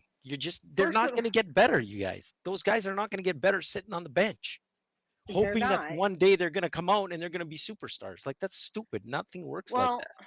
And it's honestly probably why some of these players are already so hurt already, is because we're not playing the other players. You know, he talks about it, but he gives them such a short leash. All they got to do is sneeze to the right or the left, and they're already out of the game. Yeah, and that doesn't build confidence, and it doesn't, like, I just don't understand the 30-some or whatever he's averaging, 37 minutes. That's 37. stupid. I'd rather he gets 25 points a game, plays great defense, gets a bunch of assists, and then the other guys during the season learn how to play the game without him being on the court. I mean, and that's the thing, like and then that way, because he's not going to get MVP. I mean, we're going to be a 6th place team the way it looks with Jason Kidd. So you might as well get the other guys going so you can win a chip. And you're not going to win a chip having Luka, Kyrie, and Clay the only ones that can do something. That's just well, yeah, that's the thing I was going to say, Div. Like, if we were 4-5 or 5-4, and we were trying to get all the other guys involved to try to build chemistry and get these guys so that our main players like Luka and Kyrie aren't playing 40-minute games and all these things,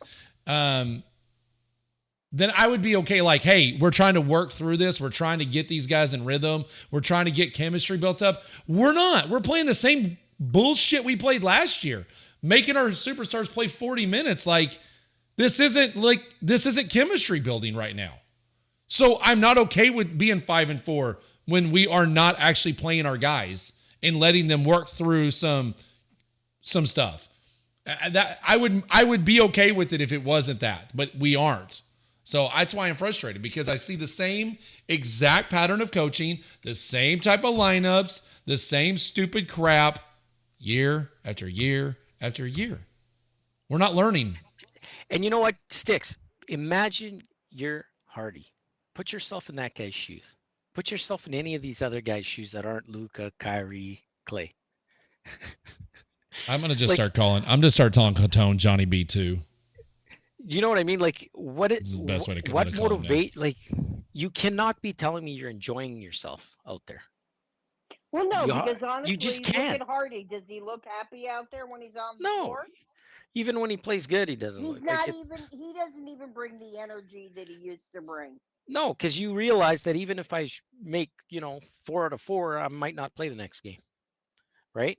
And you see it even in the G League when those other guys were playing, those other G Leaguers, and you see that one kid that's sitting there looking awesome, Gortman, or what's his name? Gortman. Yeah, Gortman.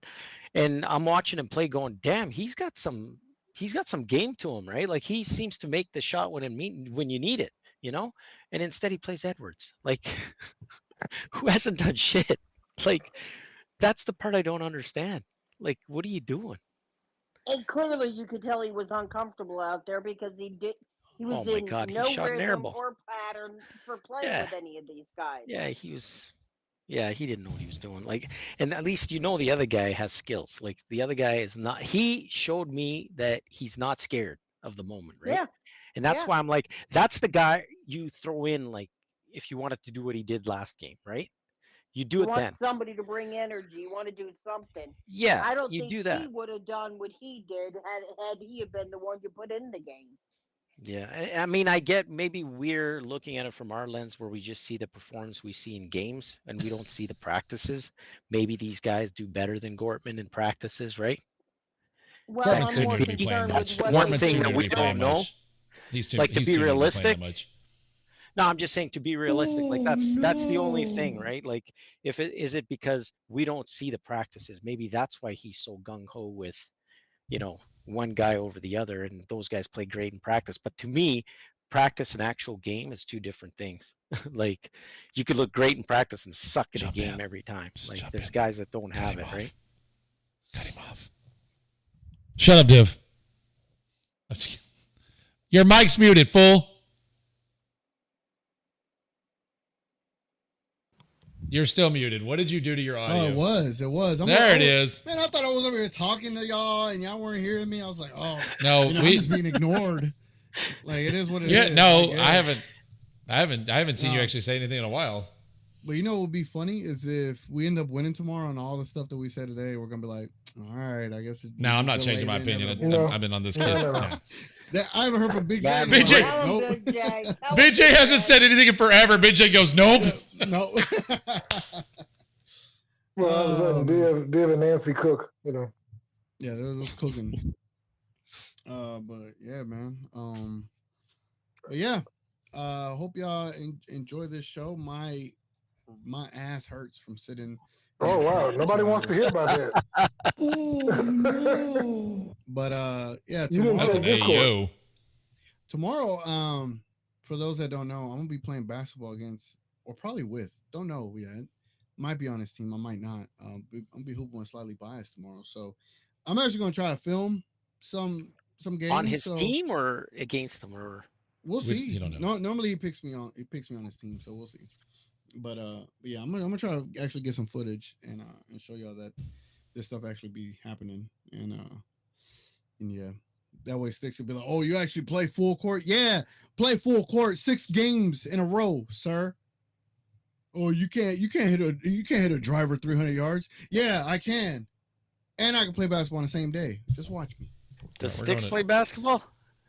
Man, he used to. I don't do much sports anymore at all because my back is so bad. I couldn't take a hit in the back at all. I just can't.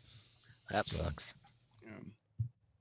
But he does say he could hit a golf ball 400 yards. So I would love to see I did not say that, but I did say your ass didn't hit 310. So shut the hell up. I did hit 310. I did. We're going to Top Golf within the next 2 weekends, and we're going to record this, and I'm going to crush you, and I'm going to use their drivers while you use your actual bot driver, and then you're going to shut the hell up about your 310-yard drive in the cold wind, the cold, rainy wind on a Saturday morning. This man thinks he drove with his shot, the way he hits the ball after 2 months of playing golf. He thinks he hit 310. Man, I would show y'all the footage, but man, is it the same people I saw footage of playing golf with you? Were those the guys that told you hit 310? Yeah, because one of them. Oh my God, you did not have those 3 guys with you who were worse than you at golf swings, telling you hit 310. They're better than me. They're better than me. What are you talking about? Bro, y'all 4 look like y'all just picked up golf last month. I'm sorry. I don't mean to do that Hey, to you, Big Cookie J, Bear. you didn't say who you would like to see in a closing lineup. He did. Yeah, The death I said lineup. the death lineup. That's Kyrie. No, I heard you, but I'm saying Big J didn't say. Oh yeah, Big J. Who would you like to see in the? We're trying to get out of here. Hurry up, BJ. Go around. You wrap it up, man. I'll tell y'all next time. Whoa, sir. I am not wrapping anything up. Sir. Hey, whoa. Whoa, sir. The show, weirdo. Daddy, chill. I need you to chill. All right. You know what I'm saying? Y'all go to dark places, man. You mentioned a foul. I want to see that. I'm not trying to get you in trouble, but That is such a lie. He was so trying to get shit's him in going trouble. good, Why ask the right? question So write some when you know positive that shit. you get fined? I still had that video clicked on this one. I was like, I'm just gonna click this so everybody can see my face again on Stix on Jason Kidd's face. In case y'all haven't seen this, let's give it one more time before we mentioned leave. fouling. And I'm not trying to get you in trouble, but how did you see the game being officiated early on that affect the rhythm of the game? I thought the referees did a good job. They definitely called a tighter game for majority of the night. So I have to do a better job of making sure the players are prepared for these kinds of situations. It's early in the season, though. We've got a bunch of new pieces. But myself and the rest of our coaching staff have to do our job of preparing these guys not only physically, but also mentally to stay in tough games like tonight. Obviously, we made mistakes in the game. So we will go back, watch film, and do a better job next game. We got a long season ahead of us, so I'm not going to sit here and blame the refs for not having the guys prepared. And that's really all there is to it. There you go. That's our ending for the show. You had to see me. You had to see me on that. And did you ban him, or did one of the other guys, one of the other mods ban him? You're muted again. What? Ban who? You're muted. Why are you not talking? The Santa Cruz guy just literally spelled out the N-word in the chat. Yeah, Gina Kim, you can ban him if you want. Again, that's what you're my mod out here. So whatever you want to do, ban him. Go ahead. I probably know who that is. So just ban him. You think that was Ronnie? Oh, do I? Come on now. Or do you think it was Hick? Which one was it? It had to be somebody. How do you guys know these guys? Just from previous stuff? So it's because they create profiles after they get banned from Twitter for racism, and then they'll follow me on like their 30 burner accounts and wait till I do a space or something to try to talk to me. What's funny is like they look for my attention all the time, and I'm like, bro, y'all don't have to engage with me. But yeah, we don't tolerate that stuff, Gina Kim. So definitely ban that. But yeah, man. All right. Let's go ahead and end the show, y'all. Midnight Madness. I think this was episode 41. We don't care. We get the fifth. Yes, we do. Chat, do y'all care what episode number this is? Because when we get to 50, we're gonna have a nice celebration. All right. Matter. So Wow, crazy! I remember when you started this. see what I'm saying, Nancy? See what I'm saying, Mr. Man? We don't need to talk about numbers. It makes us look like we just started this crap. Like we don't need numbers. But yeah, what did he say? No, I said it. He wants to say the episode number, and I'm like, it makes you look small because people don't realize that we're doing like every week. So like 2.5 years of doing streams, and it says you're on number 50. Sounds like you're not doing very often. We do shit almost every single day, so it's kind of like it makes it look like you're small. And so I was like, there's no need to put an episode. It just takes up title space.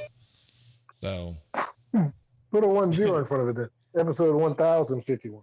Oh, this is the Dirk episode. This is the Dirk episode 41. This is the Dirk episode. See, we could have had like theme shows. We don't need no episode number. We don't need no episode number. Could have had the Dirk Fader. When you get to Should I get my Dirt jersey? Should I have worn my Dirt jersey? Yeah, you should have worn your Dirk jersey. Now we gotta wait for Saddam Singh. I think he wore 50. I don't know. We'll see. Tottenham. Yeah. All right. No. DV. All right, DV, if I make you a mod, we don't ban anybody unless they do what they just did. Other than that, you just a mod and you helping out. So you will be what is it? Can block words.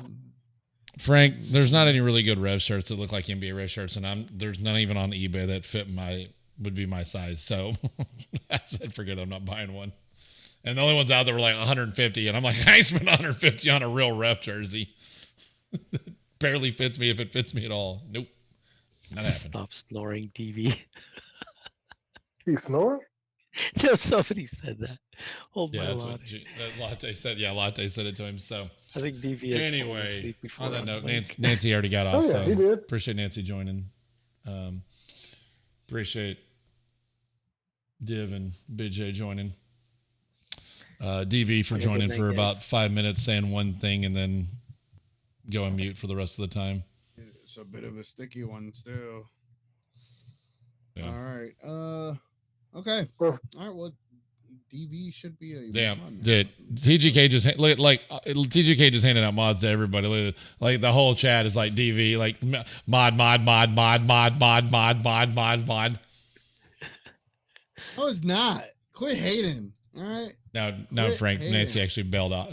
Nancy hung up on the call. She knew we were ending. Who said new mod alert? I'm dead. There it goes. I like how they're saying my first name now, like because they found out what it is. L. Aaron. Oh no, you called me by my real name. Ah! I'm not like this guy who's like, don't say that. That's not my name on here. Don't use my real name. Look, man. Yeah. Even if I say it in Hey, Discord, he's like, hey. He's like, hey, I'm TGK on here. I'm like, bro, okay. Damn, Daniel. Damn, Lante just said your name. He said, F that. We using his real name. Shut your damn mouth. Mario. All right, man. Y'all have a good night. Appreciate y'all stopping by, having Hey, a long guys. conversation with us. Hopefully we get a dub tomorrow. By the way, we will have a pregame show tomorrow. We will have a pregame And a show postgame. tomorrow. What time? And a postgame. Jeez, we just work over here. But it's a hobby. What time? Let me see what time it'll be. If I can verify that for everybody before we leave. Tomorrow at 5:45, the pregame show starts. And the game should be done and over with, and we should be live for a post game at 9:15 immediately after that. So 5:45 pregame, 9:15 post game. Again, if we win, it's an after party. If we lose, it's event session, and more than likely tomorrow's event session. All right, man. Let's get up out of here. Stix, appreciate you. Appreciate everybody. Big J, Div, DV, Nancy, Richard, and the whole crew in the chat. Appreciate y'all. Damn, it does look like a bunch of mods in there, but hey, it looks cool. It looks cool. All right, man. Night, guys. All right. Later, guys. Good night. All right.